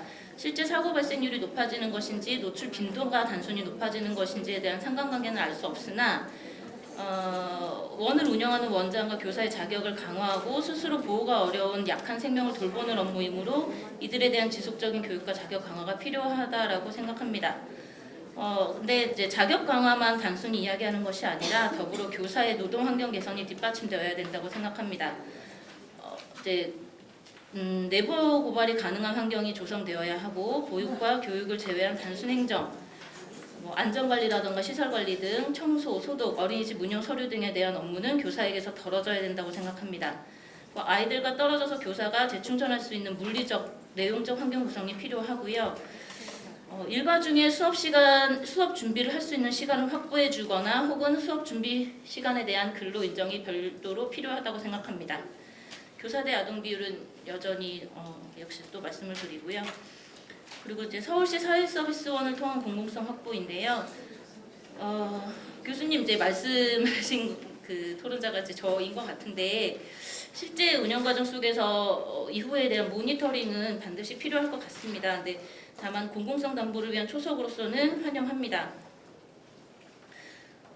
다만 이제 제가 이제 우려를 표했던 부분은 작년인가요? 토론회를 한번 갔었었는데 아마 이제 거기서 들었던 발언이 제가 너무 인상 깊어서 교수님이 말씀하신 전반적인 방향에는 좀 찬성을 하나 동의하나 좀 우려되는 부분을 말씀을 드린 것 같습니다. 그 사회 서비스에 포함된 직군에 대한 직업의 격차에 대한 차별적 시선이 존재하는 것이 아닌가라는 느낌을 그 작년에 있었던 토론회에서 한번 받았었고 그것 때문에 혹시 아이들과 밀접하게 생활하고 있는 선생님들의 인식이 그렇다라고 하면 아이들에게 직업 편향이나 차별의 인식을 심어주는 환경이 되는 것은 아닌지에 대한 그냥 단순한 저의 우려를 표한 것이었습니다. 그리고 이제 제가 뭐 회계나 이런 것들 좀 말씀을 드렸었을 때 많이 웅성웅성하셨었는데요. 기본적으로 어린이집에 대한 불신이 있다라는 건 아닙니다. 그리고 제가 이제 뭐 내부에 대해서 면밀히 알지 못하기 때문에 이용자로서 조금 더 공개되었으면 하는 거 궁금한 것들에 대한 말씀을 드리는 거고요. 잘못 설계되어진 정책이 어린이집이나 이제 이용 가정 또는 교사하고 원장이 적대성을 가지고 대치하게 만드는 환경을 조성하는 것 같습니다. 정책이 개선되어야 하는 거지 어린이집하고 학부모가 싸워서 누군가가 이겨야 되는 것은 아니잖아요. 정책을 개선하기 위해서는 어린이집하고 이제 이용 가정하고 교사하고 같이 힘을 합쳐서 정책을 바꿔냈으면 좋겠습니다. 감사합니다. 좋은 말씀 해주셨습니다. 이한나 우리 활동가님께 큰 박수 부탁드리겠습니다. 다음 정미경 서울시 국공립 어린이집 연합회 부회장님의 지정 토론을 듣겠습니다. 네, 안녕하세요. 정미경입니다. 국가가 이야기한 어린이집 지도점검, 평가 인증, 안심보육, 회계 컨설팅, 부모 모니터링, 서울시 어린이집 관리 시스템을 통한 어린이집 회계관리, 맞춤보육 등 이러한 질적 수준의 다각적인 조치들이 바로 국공립 어린이집에 마련되어 있습니다. 국공립 어린이집, 이 국공립 어린이집이라는 이 명사, 학부모가 희망하는 보육정책 추진이 국공립 어린이집에 우선 반영되었기 때문인데요. 학부모가 선호하는 학부모 중심의 보육 서비스 제공 기반이 사실상 국공립 어린이집을 통해 보다 구체화되었습니다. 본 토론의 발제자 김송희 팀장님과 최은영 교수님의 두 가지 토론 의제 내용을 근거로 보육의 궁극적 목적인 영유아가 행복한 발달을 위해 국공립 어린이집의 보육 정책 성과는 무엇이었나, 그리고 향후 지속 가능한 보육 과제로는 무엇이 고려되어야 하는지를 이 시간 논의해보고 그 대안을 모색해보고자 합니다. 첫 번째로 국공립 어린이집의 확충의 결과로 지리적 접근성이 크게 향상되었다고 아까 조금 전에 우리 발제자를 통해 들었는데요. 보육의 질 제고, 균형적 배치, 보육교사의 자질과 전문성 강화, 우수 건강급식 위생관리, 품질 관리된 시설 환경, 우수한 프로그램 확보, 정보 공시를 통한 정보 공개성, 회계 투명도 등 질적 수준 높은 보육 여건이 조성되었다고 볼 수 있겠습니다. 김송희 팀장님의 발제 내용에 나타난 국공립 어린이집 운영 만족도 조사 결과 내용에서도 밝힌 바와 같이 국공립 어린이집 양적 확충의 사회적 성과 분명히 있었는데요. 상대적으로 어린이집 면적의 적정 여부, 교사 1인당 영유아 수 고려 여부 등 이런 것들은 개선 사항에 들어가고요. 저출산으로 인하여 국공립 어린이집 영유아 모집에 어려움이 증대되고 있어서 정원과 현원 비율이 맞지 않고 또 보육 업무 부담 과증으로 인한 교사 임용의 어려움, 또 교사 이동 현상, 다양성을 인정해야 되는 교육 내용 등의 정밀한 정책 수립, 상시적 균형 집행이 필요한 현실이라고 생각됩니다. 두 번째, 교사 노동 환경 개선에 대하여 이야기해 보겠습니다. 국공립 어린이집은 12시간 운영해야 하며 시간 연장제, 시간제, 휴일 보육, 장애학 통합 등 다양한 맞춤 취약 보육 시스템이 어린이집 여건에 따라 운영되고 있습니다. 보육교직원에게 근무시간 보장과 휴게시간, 연차휴가 등 근로법에 준의 일을 이행하고 싶습니다. 그런데 현장의 원장님들께서는 어려움이 많습니다. 보육 운영 체제 개편이 반드시 재구성되어야 된다고 생각합니다. 교사 처우 개선을 위해 오후 시간대 담임교사 충원, 대체교사 인력 및 8시간 보조교사 지원이 필요하다고 생각이 듭니다. 끝으로 교사 인건비 지원 상향 조정에 대해 이야기하겠습니다. 어린이집 재정 운영의 안정적인 내실화를 위해서는 반드시 정비되어야 될 과제인데요. 현행 인건비 지원의 차등 배분, 영아반, 유아반 차등 배분이 있습니다. 다수의 고경력 교사가 유아반에 편성될 수 없는 재정 구조로 보육교사 전문성 강화에도 어려움이 있고 10호봉 넘어가는 교사가 유아반을 맡았을 경우에 재정에 어려움이 있기 때문에 현장의 원장님들은 유아반 배치를 하고 싶어도 영아반 배치밖에 할 수 없고 영아반 배치된 교사는 그 무릎 관절이 아프거나 허리가 병이 나거나 이런 것들을 저희가 현장에서 많이 보게 되는데요. 어린이집의 안정적인 재정 운영을 위한 인건비 지원을 적정 수준 인상, 운영비 지원 기준에 관한 재검토 반드시 필요하다고 생각합니다. 세 번째, 양육에 대한 공공의 책임에 대하여 이야기하겠습니다. 돌봄 공백 해소를 위해 조성된 시간 연장의 경우 양육자, 엄마나 아빠가 아팠을 때 출장, 야근 등으로 필요 여건 등을 양육 지원 커리큘럼으로 제공되고 있는데요. 거점형 시간 연장의 경우에 현장에서 바라보는 어려운 점은요. 장소 이동에 따른 시설의 접근성 미비, 영유아 오고 갈 때 안전성 확보 모호합니다. 그리고 개별 보육 현장에 이 아이들이 다 모였을 때 적합한 교사가 적합한 교육을 할 수 있는지에 대한 이런 문제점들이 남아 있습니다. 실수에 기반한 지원 기준 개선 시행이 요구되는 바입니다. 부모의 양육 책임과 권리를 위해 보육 공백의 초점을 부모의 양육권 보장을 위한 국가의 사회 지원 정책이 먼저 제고되어야 할 것입니다. 끝으로 학부모님들 경제활동 하시고 또 아기들 잘 양육할 수 있게 또 보육교직원의 처우가 보장될 수 있게 영유아가 행복한 성장을 할 수 있도록 국가의 책임 있는 보육을 기반으로 부모의 양육권 보장을 위한 사회 지원 정책 마련. 여기서 사회 지원 정책 마련은요. 일도 하면서 양육 시간도 확보할 수 있게 해주시면은 좋을 것 같습니다. 보육 현장 의견 청취 반영, 기존 보육 정책의 내실화, 또한 보육 프로그램의 다양성 등을 인정하는 내용 등 선도적으로 추진되기를 바랍니다. 이 토론의 자리를 마련해 주신 우리 김혜련 보건복지위원장님과 여러 시의원님들께 감사를 드리며 논의되어진 내용들이 논의로 끝나는 것이 아니고 정책에 반영될 수 있도록 힘을 더해 주시기 바랍니다. 이상입니다. 많은 과제가 있습니다. 그래서 이 자리에 저희가 모인 거고요.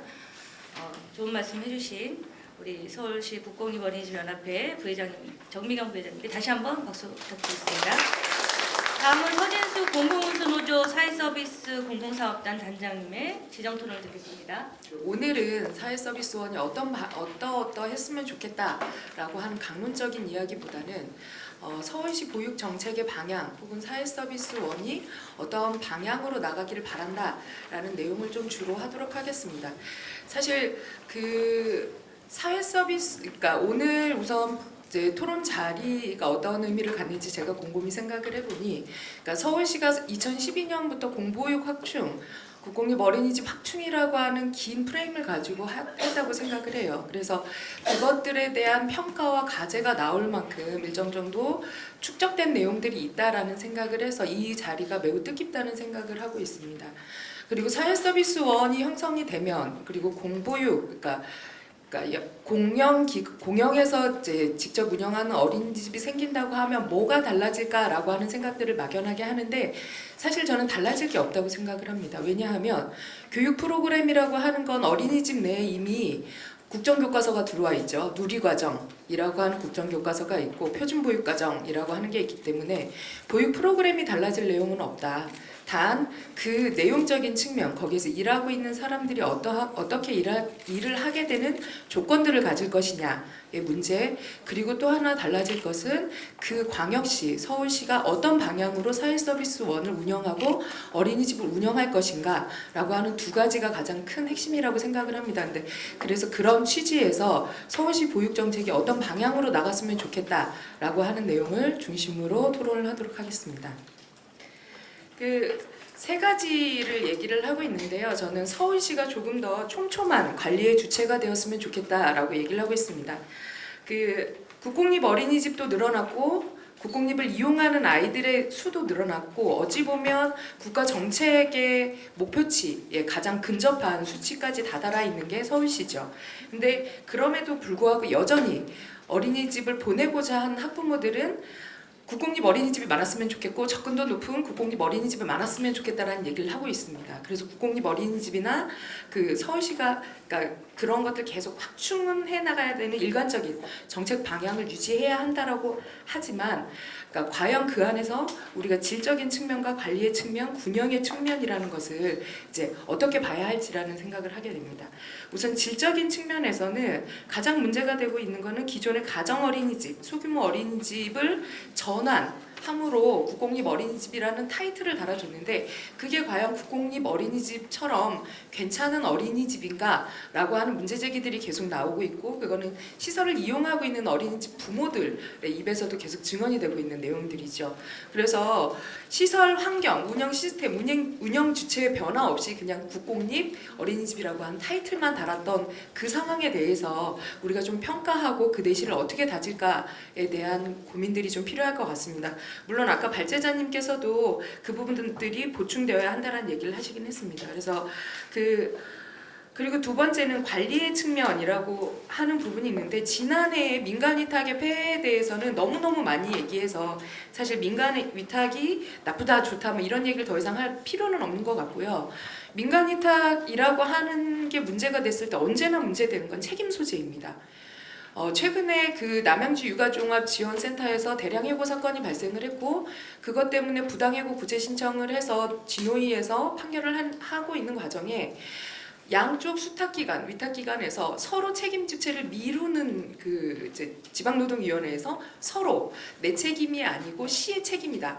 내 책임이 아니고 위탁체인 뭐뭐 대학교의 책임이다라고 하면서 그 자리에서 싸움이 벌어지는 사건들이 발생을 했죠. 그래서 위탁되어 있는 곳은 아무도 책임지지 않으려고 할 수밖에 없는 곳인 거죠. 그렇다고 하면 이것들을 어떻게 해야 하냐.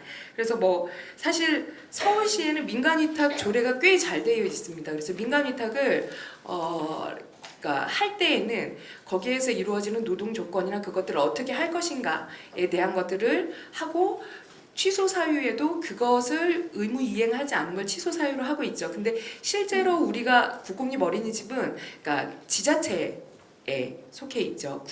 구 자체의 민간 위탁 조례, 민간 사무에 대한 위탁 사무에 대한 조례 혹은 보육 조례에 의해서 규정이 되고 있어요. 그래서 어떤 일관된 관리 혹은 일관된 방향에 의해서 이것들이 좀 정리되어야 할 필요가 있다라는 생각을 합니다. 그리고 뭐 예를 들어서 저희가 이제 그 첫 번째 발제자께서 얘기하시기도 하셨지만 근로기준법 미준수가 너무나 많고 그리고 아까 이제 하실 때에도 근로기준법 지키고 싶다라는 얘기를 하셨어요. 근데 현재 상황이 안 된다라는 말씀들을 계속 하시고 계시고 근데 사실 근로기준법이라고 하는 건 법이면서도 그러니까 법이어서 전체 시민, 대한민국 사회를 살고 있는 전체 시민의 옳고 그름의 판단 기준이기도 하고요. 그리고 근로기준법이라고 하는 법 취지는 노동자에게 최소한 이 정도는 보장을 해줘야 한다는 최저선입니다. 그런데 이런 것들이 지켜지지 않는 보육 현장, 사실 그게 교육 현장이라는 데에 더 문제가 있는 거죠.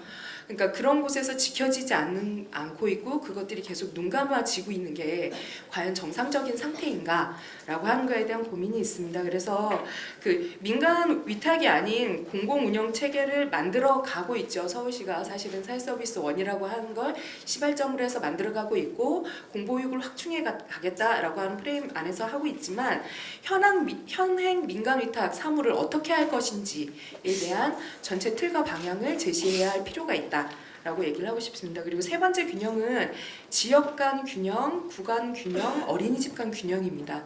사실 서울이 너무 독보적으로 그러니까 다른 광역시에 비해서 너무 독보적으로 잘해서 서울시 따라갈 수 없다. 그러니까 사실 어느 정도 비슷해야지 따라가려고도 하고 그러는데 너무 따라갈 수 없게 높으면 문제가 되는 거 아니냐라고 하는 질타까지 받을 만큼 서울시가 되게 잘하고 있다는 평가를 받죠. 그런데 지역 간 균형 문제에 대해서도 그러니까 그건 전국에서 그런 거고 서울시 내에서도 균형이 매우 떨어집니다. 그러니까 떨어지는 몇 개의 구가 있어요. 그래서 그런 것들을 어떻게 해소할 것인가, 그리고 구 안에서 동간 문제를 어떻게 해소할 것인가라는 문제가 있고, 사실 어린이집 간 균형도 있습니다. 사실 사회서비스원 어린이집이라고 하는 게 사회서비스 공단 내의 어린이집이라고 그 전에 얘기를 했는데, 공단 어린이집 혹은 사회서비스원 어린이집이 혹시 제8의 어린이집이 되는 게 아닌가라는 우려를 노동조합에서는 되게 많이 하고 있어요. 왜냐하면 기존에 30년간 국공립 어린이집을 확충해라 라고 하는 요구를 해왔고, 확충한 어린이집이 민간 가정을 견인할 것이다 라는 얘기를 계속 해왔습니다. 근데 실제로는 30년의 역사를 되돌아보니 국공립 어린이집은 국공립 어린이집대로 발전을 그러니까 좋은 조건, 물론 어디에서 비교할 수 없을 만큼 나쁜 노동 환경이긴 하지만 그 안에서 좋은 조건을 유지하고 있고, 민간 가정은 나쁜 환경을 계속 유지하고 있더라라고 하는 거죠. 그래서 민간 가정과 국공립 간의 차이가 사실은 너무 격차가 큽니다. 그것들에 대한 격차를 어떻게 할 것인가. 왜냐하면 모든 어린이집에 있는 아이들도 교사들도 달리 차별받을 이유가 없습니다. 단지 그것이 국공립이냐 민간이냐 가정이냐 유형의 차이가 있을 뿐이죠. 그래서 이것들을 어떻게 해소할 것인가 라고 하는 것도 서울시의 과제라고 생각을 합니다. 그리고 보육 현장에서 교사들을 조금 더 주체로 세워내야 한다라고 하는 이야기를 하고 있는데, 사실 그러니까 사회 서비스라고 하는 거는 이제 최은영 선생님께서도 말했지만 그러니까 누구에게 어떤 서비스를 누가 이 서비스를 제공할 것인가.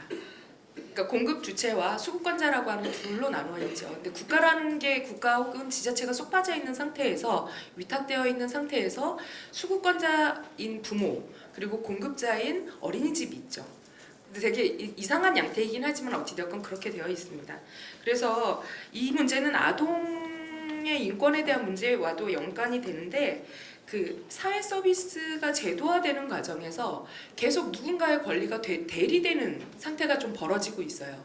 그래서 그러니까 어린이집 현장에서 보면 교사들의 권리, 교사들의 목소리는 시설을 대표하는 대표자인 원장에 의해서 대리되고 있고, 아이들의 목소리는 어른들, 원장과 교사에 의해서 대리되는 혹은 부모에 의해서 대리되는 경향들이 있습니다. 그래서 이것들에 대해서 어떻게 할 것인지에 대한 고민이 필요합니다. 특히나 사회서비스원 같은 경우에는 그러니까 공보육이라고 하는 걸 만들고 어린이집을 조금 더 공적인 운영 시스템 혹은 체계를 갖춘 시스템으로 만들겠다라고 하고 있기 때문에 이것들이 더욱 필요하다고 봅니다. 빨리 끝내겠습니다. 시간 보셨죠? 네. 그러니까 예를 들어서 어린이집 정보 시스템 같은 경우에는 그 접근 권한이 어린이집 원장 대표 한 명에게만 있습니다. 그러다 보니까 공문 한 장도 어느 시설에서 공연을 한다라고 하는 정보조차도 교사가 직접 받아볼 수 있는 구조가 아니에요. 근데 정보가 독점된다라고 하는 것은, 한 공간에서 정보가 독점된다고 하는 것은 그 정보를 독점한 사람에 의해서 그 운영 프레임이 좌지우지 될 수 있다는 것을 의미합니다. 그래서 어린이집은 사실 그 정보를 독점한 사람에 의해서 좌지우지되고 그 정보 독점권자들에 의해서 보육 정책이라는 게 또 좌지우지될 수 있는 위험한 상태에 있는 거죠. 그래서 어린이집 현장의 정보의 민주성이라고 하는 거는 되게 많이 고려되어야 한다라는 생각이 들고요. 그리고 또 하나는 보육 서비스의 질이라고 하는 측면에서 그러니까 얘기를 이제 두 번째 발제자인 최은영 박사님께서 하셨는데 교수님께서 하셨는데 그러니까 교사의 그러니까 근속 연수, 그다음 교수 방법, 학습 뭐 이런 것들에 대한 익히고 하는데 시간적 여유가 필요하고 이런 얘기들을 충분히 해주셨어요. 근데 한 가지 놓치고 있는 건, 그러니까 그러니까 교사가 현장에 딱 투입되는 순간 교사가 아닙니다. 사실은, 그러니까 자기를 스스로 교사로 갈고 닦는 시간과 기회들이 필요한 거죠. 근데 그거는 교수 방법이라고는 스킬을 배우는 것보다는 아이들을 대하는 태도가 어떠한지를 배우는 것이 사실은 더 중요합니다. 근데 그거는 옆에 있는 동료 교사 혹은 선배 교사 혹은 교사의 교사라고 하는 원장에게 배워야 합니다. 원장님들은 사실 교사의 교사이기 때문에 되게 중요한 모델링이 되셔야 하는 분들이기도 하죠. 근데 지금 현재 구조를 보면 어린이집은 문 닫고 들어가서 자기 반 아이들을 보는 구조예요. 평수가 넓지 않다 보니까 투담임하기 어려운 반들도 너무 많아요. 그래서 내 옆반의 교사가 아이를 어떤 태도로 대하는지 보고 배울 수 있는 기회가 없습니다. 혹은 내 옆반에 있는 교사가 아이를 어떤 태도로 보고 대하는지 지적하고 그렇게 하면 안 된다라고 수정할 수 있는 기회들을 갖지 못하고 있죠. 그런 것들이 필요합니다. 그래서 최근에 CCTV를 돌려보면서 품평해하는 것들이, 그런 어린이집들이 있어서 그런 사례, 매우 인권 침해가 심각한 사례로 보고되고 있는데, 그러니까 반에 계속 CCTV가 돌고 있죠. 그래서 만약에 오늘은 이번 달은 이 선생님의 태도를 보겠다라고 하면 이 선생님의 CCTV를 모아서 교사 같이 그 CCTV를 돌려봅니다. 그러면서 저 교사는 뭐가 잘못됐고 뭐가 잘못됐고 이런 것들을 하는 품평회를 하고 있는데, 이거는 정말 비인권적이고 반인권적인데 그런 일들이 현장에서 벌어지고 있죠. 근데 그런 방식이 아니라 교사도 모델링을 할 수 있는 충분한 시간들이 필요한 거죠. 아이만 모델링을 하면서 배우는 게 아니라 교사도 그런 시간이 필요합니다. 그래서 그런 것들에 대한 얘기고요. 마지막에 아동인권에 관한 이야기인데, 사실 지금 평가인증 지표가 다시 개발되고 있고 그런 와중에도 그 평가인증 지표에 아동인권 지표가 없어서 되게 많이 제가 실망을 하고 있습니다. 근데 그 서울시가 어떠해야 하냐라고 하는데, 사실 서울시는 어린이 청소년 인권 조례가 있는 몇 안 되는 시 중에 하나입니다. 그리고 서울시는 인권특별시라고 하는 걸 자처했고 22년까지 정책도 내왔습니다. 그런데 아동은 거기에 쏙 빠져 있어요. 어린이는 쏙 빠져 있어요. 어린이를 위한 환경을 만들겠다라고 하는 것이 있지, 어린이를 전면적인 인권의 주체로 내어놓지 않고 있습니다. 그래서 지금 저는 사실 지난해 이 얘기를 지난해부터 지난해에 연속으로 아이들이 죽은 이후에 이 얘기를 좀 토론회마다 계속 하고 있는데, 버스 차량 안에 배를 단다고 해서 문제가 해결되지 않습니다. 그리고 그 교사들에게 아동학대 예방교육이라고 하는 걸 더 강화한다고 해서 해결되지 않아요. 그리고 아이들에게 안전교육을 시키고 있는데, 그 안전교육이라고 하는 게 내가 차에 갇혔을 때 아이들은 손에 힘이 없어서 빵빵 누를 수 없으니까 엉덩이로 가서 눌러, 이거를 학습시키고 있습니다. 이게 과연 정상적인 상태인가? 라는 거에 대해서 우리 한번 좀 고민해 봐야 한다고 생각하고, 아동의 인권을 전면적으로 내건 프레임 전환이 필요하다라고 하는 얘기를 하고 싶습니다. 그래서 지금 사실 현장의 노동법이 지켜지지 않고 교사대 아동 비율이 지켜지지 않고 아동이 차지하고 있는 아동 면적이 너무 적고 이러한 문제들 너무 많이 얘기하고 있습니다. 근데 이런 문제를 어떤 코를 잡고 문제를 해결할지에 대한 얘기를 하면 저는 단연 아동 인권이라고 생각합니다.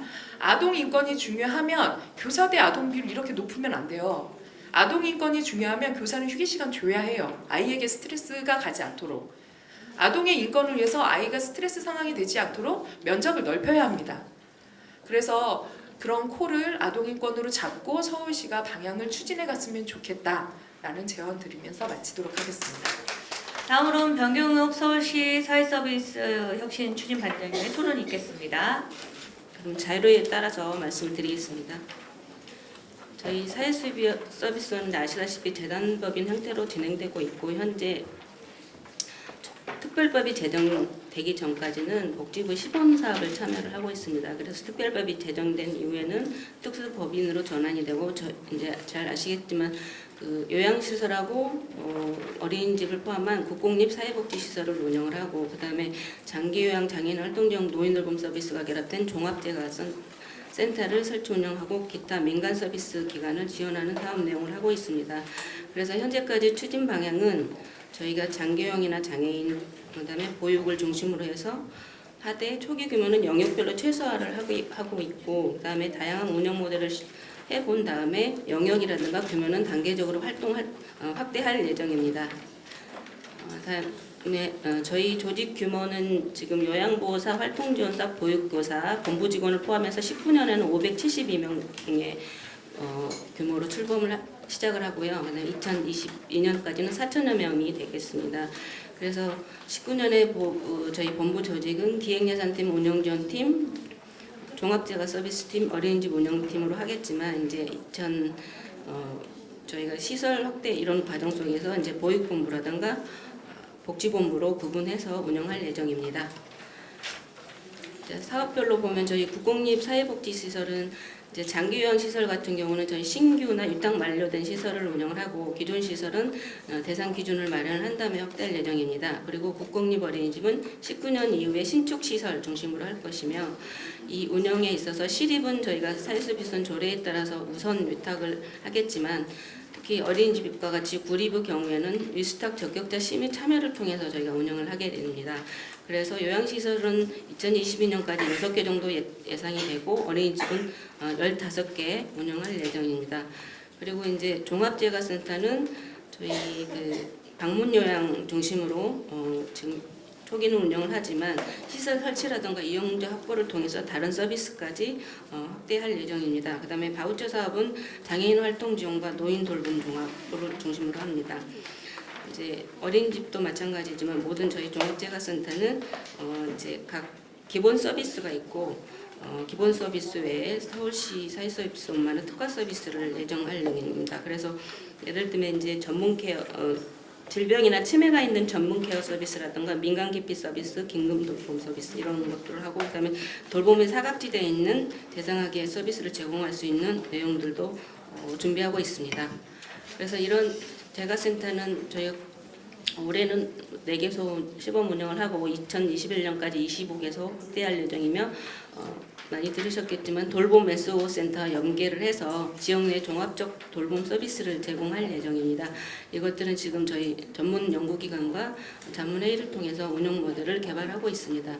그리고 민간 서비스 기관 지원 사업은 민간 컨설팅과 대체인력 지원, 교육 지원 사업이 있고요. 민간 컨설팅에서는 법률 회계 노무 분야 쪽으로 전문가 채용을 해서 컨설팅 지원을 하고 저희가 그다음에 국공립 시설을 성공적으로 운영을 해서 표준 운영 모델을 전파할 예정입니다. 대체인력 지원 사업은 요양보호사, 어린이집에 대해서 보육교사 어린이집에 대한 보육교사를 채용을 해서 그분들에게 파견을 통해서 실권리 보장과 업무 공백 방지를 막을 예정입니다. 그다음에 교육 지원은 이제 영세한 민간 지원을 민간 기관을 지원할 예정입니다. 그다음에 이제 보육 분야 운영 계획을 말씀드리겠습니다. 일단 저희 전반적인 추진 방향은 교직원의 입장에서는 이제 사회서비스원이 직접 고용을 해서 안정적인 일자리를 제공을 하고 그다음에 체계적이고 전문적인 교육 훈련을 통해서 교직원의 역량 강화, 그다음에 자체적인 승진 체계 구축을 통해서 교직원의 전반적인 직무 만족도를 향상할 예정입니다. 그리고 부모나 이용자 관점에서는 교사가 보육 환경에 전념할 수 있도록 해서 양질의 보육 서비스를 제공하고 이를 통해서 공보육 신뢰도를 조금이라도 더 제고할 수 있게 하겠습니다. 그리고 공공성 강화 측면에서는 저희 이제 서비스원에서 우선 5개씩을 했지만 신규 보육 정책을 시범 적용하거나 확산하는 기회로 삼고 그래서 기타 민간이나 국공립 어린이집을 선도하는 모델을 확산하고 그래서 중앙정부 정책을 견인하는 과정으로 생각하고 있습니다. 그래서 저희 5개 시설에 대해서는 신축되는 시설을 하고요. 그래서 이제 19년에는 이제 20년에 운영할 거를 준비하는 과정에 있습니다.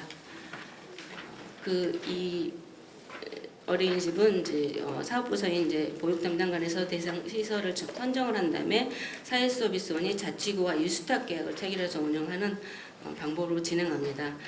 그래서 시설 운영 방안에 대해서는 우선은 이제 교직원은 현행 법령하고 지침을 최대한 적용해서 운영을 하되 이제 선도적으로 시범 사업이 추진이 필요하다면 필요시 추가 인력 배치라든가 지원을 할 예정이고 앞에 발제장님이나 또래님 많이 말씀을 하셨는데 이제 교직원의 업무 경감 차원에서 서류 간소화라든가 행정 업무 최소화 그리고 원장과 교사 업무 분장 명확화를 통해서 교사들이 보육에 집중할 수 있도록 하고 이분들에게 휴게 시간을 보장할 수 있도록 하겠습니다. 그리고 권한과 책임에 있어서는 이제 일단 어린이집 운영은 서비스원에 포함이 되었다 하더라도 1차적인 책임은 이제 원장님이 가지고 계시고 다른 뭐 분평이라든가 평가, 승진 이런 체계도 원장님이 1차적으로 검토하고 이제 진행하겠습니다.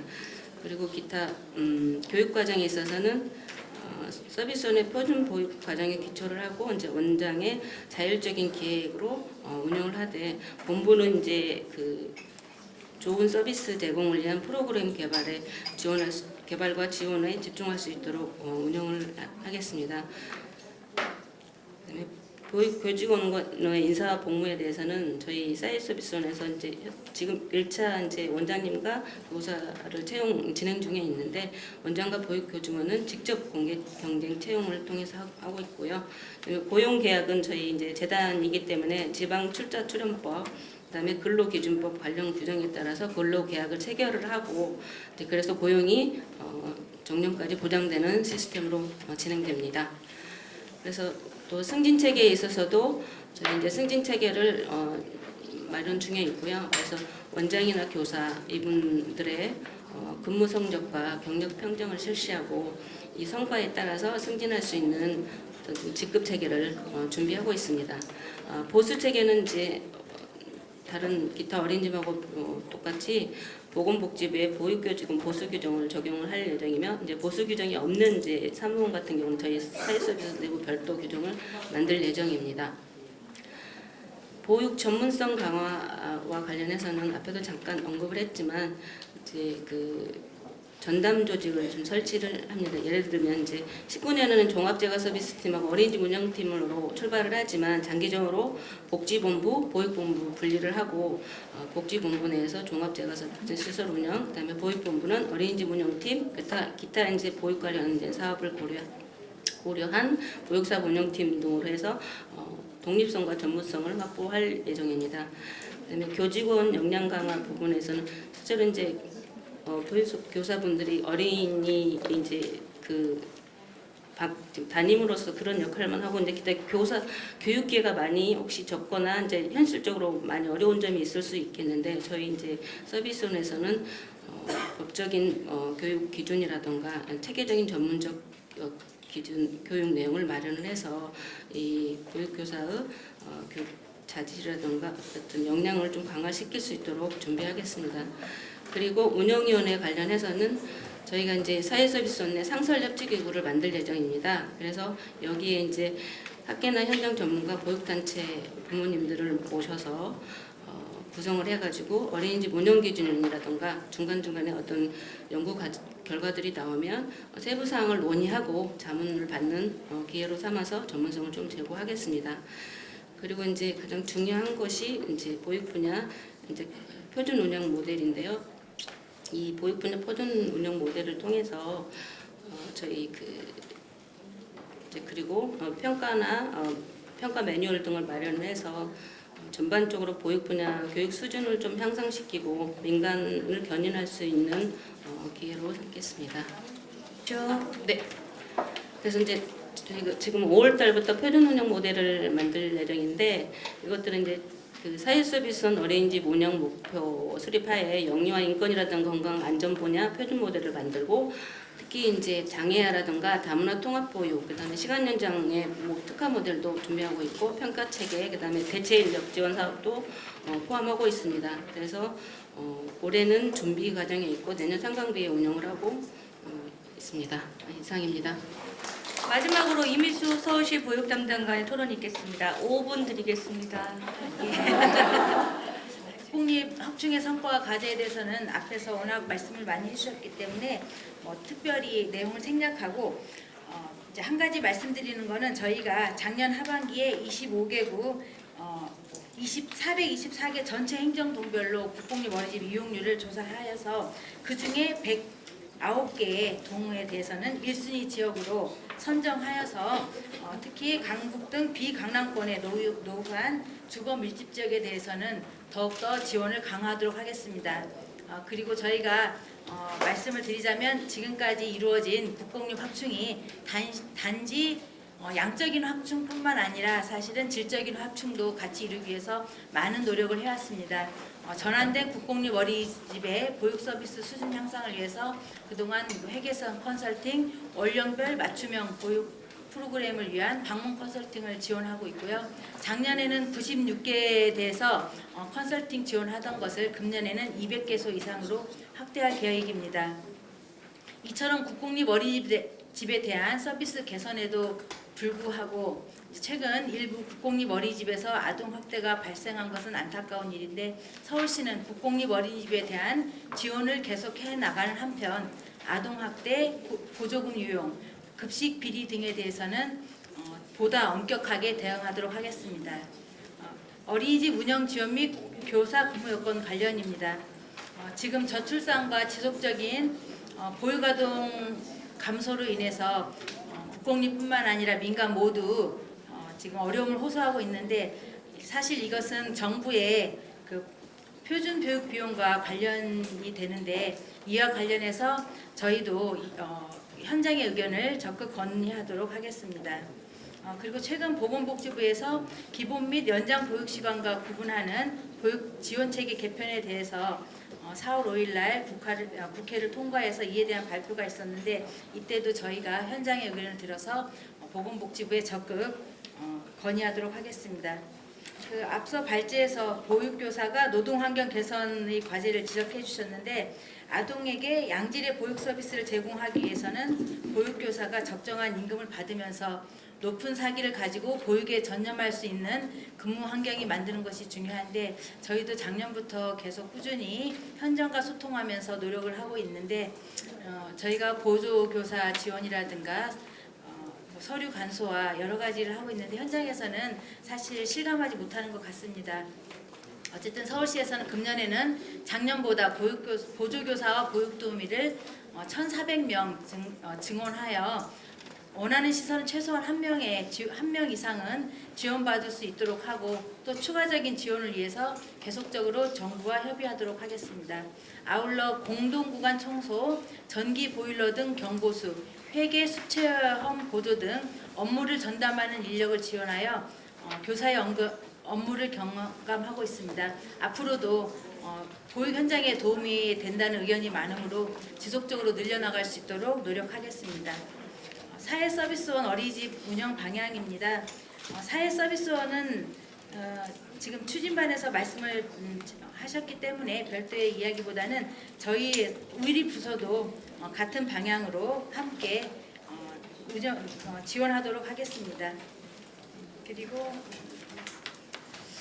또 이제 사회 서비스 운영과 관련해서 일부에서는 규모가 작다는 지적이 많습니다만 저희는 이제 사회 서비스원이 공보육 포기를 한다기보다는 사회 서비스원에서 직영하는 어린이집을 통해서 여러 가지 테스트 베드 역할을 하고 또 사회 서비스원이 추구하는 고용 안정이나 처우 개선의 목표는 어린이집 설립 형태를 떠나 전체 어린이집을 대상으로 계속 추진해 나갈 것을 말씀드립니다. 또 사회서비스원도 보육교사의 근무 여건 개선을 위한 대체교사 지원과 같이 전체 어린이집을 지원하는 사업을 계속 발굴 추진해 갈 계획이며 부모들이 선택할 수 있는 다양한 운영 형태의 하나로서 기존 형태와 공존해 나가는 것이 바람직하다고 생각합니다. 이상으로 저의 발표를 마치겠습니다. 다시 한번 소중한 자리를 마련해 주신 보건복지위원회에 감사드립니다. 그리고 어려운 여건 속에서도 보육 현장을 지켜주시는 어린이집 원장님, 선생님, 교사, 선생님 그리고 관심을 가지고 찾아주신 오늘 모든 여러분께 감사의 말씀 드립니다. 네, 감사합니다. 다음으로 질의 답변 시간 갖도록 하겠습니다. 네, 플로어에 계신에서 발제자 및 토론자에게 질의가 있으신 분들 손 들어주시기 바랍니다. 그 발표하신 두 분의 주제가 굉장히 서울시에서 정말 어떻게 가야 되는지에 대해서 정확하게 바로미터 말씀을 해주신 거에 대해서 너무 다행스럽게 생각하고요. 오늘 여기 우리 이민숙 과장님도 계신데 지난달에도 오셨어요. 근데 제가 하나 궁금한 거는 오늘 서울시의회가 공동으로 이렇게 주관을 하셨는데 의원님도 그렇고 서울시도 그렇고 박원순 시장님이 지금 절대적으로 지금 시장님이 되시고 나서 보육정책의 중요한 내용 중에 하나가 그 국공립시설 확충이었거든요. 그럼 오늘 느낌은 이제 그 국공립시설 확충을 스탑 그만한다는 건 아니고 앞으로 이 천천히 가긴 가는데 이걸 가는데 좀 재고하는 방향으로 그 나름대로 어떤 내부적인 공감대 그런 게 있는 게 아닌가라는 제가 생각이 들었어요. 그게 좀 궁금해요.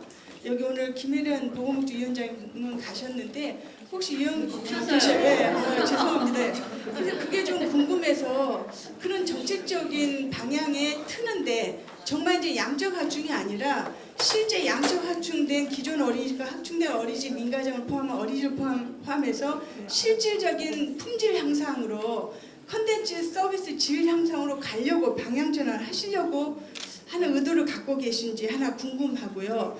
정말 바라는 것은 오늘 이미경 과장, 우리 그 이민숙 과장이 계시지만 특히 우리 최은영 교수님하고 우리 그 서진수 분과장님이신가요? 단장님이 얘기하시는 그 정책의 제안서를 이제는 진짜 서울시가 좀 받아서 이 품질 전환의 패러다임 전환에 항상 10년 동안 우리가 얘기했던 내용들의 모든 것을 얘기하신 거거든요.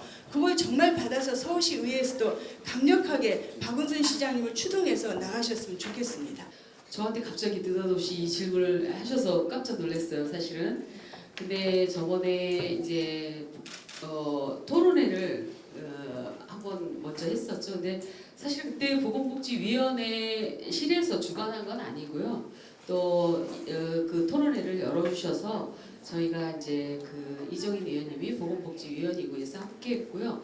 오늘은 이제 저희 위원회에서 모든 위원님들이 우리 공보육의 공공성과 서비스질 향후 과제에 대한 거를 그러면 그 토론이 있고 그 이후에 우리가 여러 각도로 우리 이제 국공립 어린이집이라든가 또 민간 어린이집, 가정 어린이집 이후에 이제 모든 어린이를 위한 그런 보육에서 우리가 평가 같은 것들이 있었는지 또는 그런 보육을 통해서 우리 아이들이 행복한 건지 또 이런 토론회에서도 이야기는 해주지만 그런 아이들을 또 돌보고 그 아이들을 같이 함께 성장시키는 데 노력하는 선생님들은 행복하신지 이런 부분들을 우리 함께 이야기해보자. 그러면 이 토론회에서는 뭐가 주제이냐. 우리 아이들과 선생님들이 가장 중심에 놓고 이 아이들을 행복하게 그리고 선생님들이 행복해야지 공교육에 대한 어떤 품질의 질도 높아질 것이다. 우리 한번 그런 이야기를 터놓고 해보자. 그래서 저희가 그런 방점을 두고 오늘 토론회를 열었는데 좀 만족하셨나요? 네. 이제 발제를 맡아주신 최은영 또 교수님께서 너무나 우리한테 숙제를 주셨어요. 저는 그게 가장 좋은 오늘 토론의 방향이라고 보고요. 사회서비스원 이제 반장님 여기 와 계시지만 뒤에 있는데 작은 소리로 해서 잘 들리진 않더라고요. 하지만 그 발제를 통해서 우리 김송희 그 보육팀장님께서 여러 가지 그 연구를 통해서 지금 여지까지 우리들이 해왔던 그런 일들의 뒷받침이 되었다고 보면 우리 최은영 교수님께서 주신 그 발제의 제목들이 우리 서비스원이 담아가야 되는 일 그리고 우리 선생님들에 대한 그런 어떤 그 앞으로 해야 되는 어떤 보장 그리고 우리 아이들이 잘 성장할 수 있는 환경을 조성하는 거에 우리 의회가 어떻게 나서야 되고 의회가 그 서비스원이 앞으로 가는 길에 어떤 발맞춤을 같이 갈 것인가 이런 어떤 숙제 같은 걸 줬다고 생각해서 저는 참 좋았다는 생각이 들고요. 이후에 이제 플로어에서도 그런 의견을 주시면 저희들이 잘 담아서 그런 것들이 잘 좋은 그 보육에 아주 좋은 보육 정말 아이들이 행복한 그런 보육으로 갈 수 있도록 여지까지 해왔던 것처럼 플러스 되는 한 발자국 더 나아가는 그런 일들을 찾아서 하도록 하려고 오늘 열었습니다. 어떠세요? 그동안 제가 또 한 가지 이제 그 어떤 이야기를 했냐면요. 우리 좀 긍정적인 토론회 한번 해보자. 우리 그동안 잘해왔고 잘해온 거에 박수치고 좀 더 그 칭찬받고 잘할 수 있는 그런 토론회를 하면 어떨까 그런 이야기를 했습니다. 그동안에도 그런 토론회를 통해서 더 발전해왔지만 이후에도 의견을 주시면 더 저희들이 담아내는 그런 역할, 의회가 있어서 더 좋았던 그런 선생님들이 행복하고 아이들이 행복한 그런 일들을 잘 만들도록 그렇게 하겠습니다. 고맙습니다. 사실 오늘 여기 이 자리 공보육의 공공성과 서비스 질의 향후 과제는 이라는 주제인데요. 사실 들으면서 조금 뭐랄까 가슴이 답답하다 할까 좀 약간의 우울함 이런 것도 좀 갖게 되었습니다. 서울특별시가 지금 국공립 확충을 하면서 약 40%가 지원시설 안에서 아이들이 보육을 받고 있고 그리고 이제 나머지 60%가 미지원 시설에서 아이들이 생활을 합니다. 그런 상황에서 아까 우리 서진숙님께서 말씀하실 때 이제 교직원들의 비인권적인 CCTV를 통한 모니터링에 대해서 말씀하셨고 그리고 또 민간 가정의 질이 나쁜 것 같은 단어가 제가 정확히는 표현이 안 되지만 민간 가정의 질이 아직도 좋지 않다라는 표현을 하시면서 제 마음이 굉장히 무거웠는데요. 이제 저희도 사실 수업 장학 받고 싶고 공개 수업을 통해서 선배 교사들에 대한 또는 선배 원장님들에 대한 모니터링이라든가 기타 등등 장학 등을 받고 싶은 마음이 간절합니다. 그런데 구조적으로 그게 되어 있지 않아요. 저희에게는 원감제도도 없습니다. 그리고 모든 선생님들이 출근해서 퇴근할 때까지 아이들과 함께 해야 합니다. 이런 부분에 대한 근본적인 문제 해결에 대해서 조금 더 고민해 주셨으면 하고요. 저희가 바라는 바가 바로 그거고요. 그리고 또 하나. 사실 공보육의 공공성이라고 하는데 제가 서울시나 서울시의회나 모든 곳에서 듣는 얘기는 서울시의 보육은 공공성을 담보해야 된다. 미지원 시설도 민간이든 가정이든 보육의 공공성은 우리가 모두 담보해야 된다. 그렇기 때문에 회계의 투명성, 명확성, 공정성 모두 지켜야 된다라는 이야기를 늘 듣고 있고 현장이 그것을 지키기 위한 노력을 얼마나 하고 있는데 사실 마치 민간 가정은 그걸 전혀 무시하고 사는 것 같은 느낌이 들 때의 이 가슴 아픔 이 부분에 대해서 꼭 말씀을 드리고 싶은데요. 이게 이해가 될지는 모르겠지만 우리가 남대문에 가서 옷을 사가지고 명품과 비교하면서 질이 나쁘다, 좋다 이걸 논할 수 있을까요? 분명한 거는 보육 비용이 다릅니다. 뭐 유치원, 여기서 유치원 얘기를 할 건 아니지만 뭐 국공립 유치원, 사립 유치원 또 국공립 어린이집 그리고 민간 어린이집, 가정 어린이집 모두가 기본적으로 보육 비용이 다릅니다. 이 다름에 대한 해결을 먼저 방법을 찾아야 되지 않을까. 사실 해결할 수 없는 것을 던져주고 계속해서 질이 나쁘다. 왜 그렇게 견인하지 못하느냐. 민간가정 견인이 안 되고 있다. 이런 얘기를 들을 때에 이 가슴 아픔은 누가 해결해 줄 수 있는지 정말 말씀드리고 싶었고요. 그리고 사실 이 국공립이 늘어나면서 민간 전환 그리고 민간 연대 이거에 대한 어떤 그 보장, 그러니까 과연 보육의 공공성이 잘 담보되고 있는지 이게 잘 된 정책인지 사실 이 부분은 물론 앞으로 이제 평가가 되어야 되겠죠. 지금까지는 어찌됐든 아동의 수는 줄고 보육시설은 많고 그렇기 때문에 여기서 양적으로 무조건 늘어나는 거에 대한 고민이 있었기 때문에 민간 연대를 한 거잖아요. 이 부분에 대해서는 앞으로 함께 노력하고 검토하면서 봐야 되는데 너무 일방적으로 이 민간에 대한 어떤 그 평가 절하 같은 느낌이 드는 거는 참 저로서는 마음이 아픕니다. 이 부분에 대한 답을 좀 주시기를 바라면서요. 답을 뭐 이 자리에서 주시기는 어려울지 모르겠지만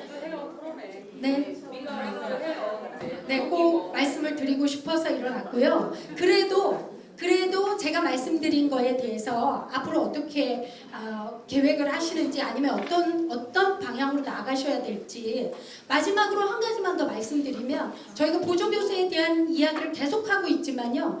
일부 자치구는 지원시설에 대해서는 보조교사와 보육도우미를 의무적으로 두 분 다 배치하고 일부 자치구에서는 한 시설에 보조교사도 아직 배치 안 된 곳이 있고 이게 지원과 또 미지원의 차이이고 이런 차이들을 좀 해결해야 이 서울에 있는 모든 또는 대한민국에 있는 모든 보육의 어떤 서비스 질 개선이 진정 이루어지지 않을까라는 생각을 하면서 질문 드립니다.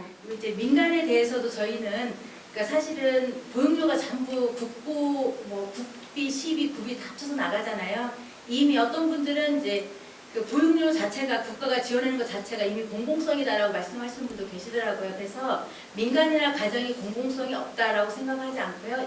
이제 민간이나 가정도 거기에 대한 자부심과 그 책임과 의무를 가지고 운영해야 되고 또 그거에 대한 신뢰를 쌓아가야 된다고 생각을 합니다. 그래서 그 회장님의 그런 서운한 마음은 다 알겠지만 그런 부분이 여기서 비난하는 거라고 생각하지 않았으면 좋겠습니다. 네. 마지막으로 우리 주진우 사회서비스 원장님께서 한 말씀 해주시죠. 네, 처음부터 참여해 주셨는데요. 굉장히 큰 과제가 있습니다.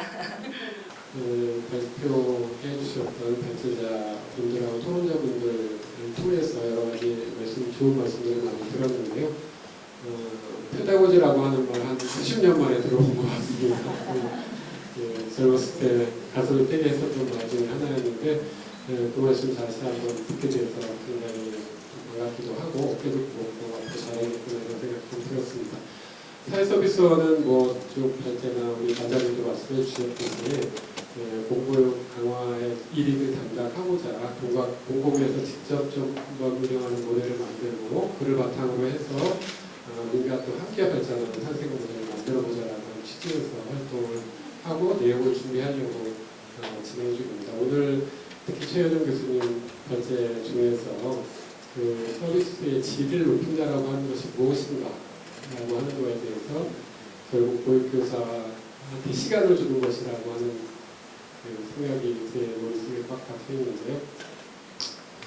우리 반장님은 보육에 전념하도록 하겠다라고 하는 말씀을 하셨지만 그것보다 더 나아가서 보육에 전념하는 것 플러스 나는 컨택트라고 표현하신 것 같은데 그런 것들도 굉장히 중요한 항의를 주시는 분이 했었던 것 같고요. 여러 가지 사실상 여러 우려가 있을 줄 압니다. 그러나 공공보육을 강화하는데 또 사회서비스인데 사회서비스는 공공이 운영의 주체로서 함께 한다라고 하는 그런 취지로 이야기해 주시고 여러분들도 차후에 저희가 서비스 모델을 마련하는 데 있어서 많은 좋은 의견을 주셔서 함께 발전하는 모델을 만들어 나가는데 도움을 주셨으면 좋겠고요. 저희도 운영위원회라든가 아니면 그런 공식 비공식 과정을 통해서 여러 의견 수렴을 하려고 생각 중입니다. 그 과정에서 여러분들도 좋은 의견 많이 주셨으면 좋겠고요. 특히 이 자리를 마련해 주신 우리 김혜련 위원장님 너무 감사합니다. 예, 고맙습니다. 단위상이 민간과 가정 어린이집을 전환한 시설들이에요. 거기에 페인트칭 좀 더 더하고 교재 조금 더 깨끗하게 갖다 놓고 한다고 해서 그게 보육의 질이 높아졌다는 건 아니잖아요. 서비스 자체가 굉장히 낮고 그렇다는 차원이 아니라 우리가 이제 어차피 같이 가야 되니까 민간과 공교육이 같이 가야 되니까 어차피 아까도 말씀드렸지 민간도 공교육이잖아요. 그죠? 공교육이라고 생각했을 때 우리가 같이 갈 수 있는 방법을 같이 한번 연구해 보고요. 앞서 우리 김혜련 위원장님 말씀하신 것처럼 민간화도 한번 토론회를 만들어서 같이 갈 수 있는 상생의 방법을 생각해 보고 사실 사회서비스원이 굉장히 할 일이 많습니다. 그리고 저희도 굉장히 머리를 쥐어짜고 있어요. 이 국공이 머리집 이걸 어떻게 우리가 더 이제 공공교육을 확대하는데 질을 더 높일 것인가. 그래서 오늘 발제자분들, 교수님들 그리고 여가재단 그리고 여기 와주신 모든 분들 정말 좋은 토론이 됐던 것 같습니다. 감사드리고요. 공공성 강화를 위해서 다양한 의견들 이제 다 저희들이 잘 수렴해서 정책에 반영할 수 있도록 하고요. 앞으로 이 자리가 이렇게 한 번에 끝나는 게 아니라 계속적으로 플로어의 의견들을 우리가 수렴할 수 있는 그런 자리를 만들도록 하겠습니다. 서울시 보육정책이 한 단계 발전하는 계기가 이번 기회로 됐으면 좋겠고요. 이상 오늘의 토론회를 마치도록 하겠습니다. 오늘 수고하셨습니다. 감사합니다.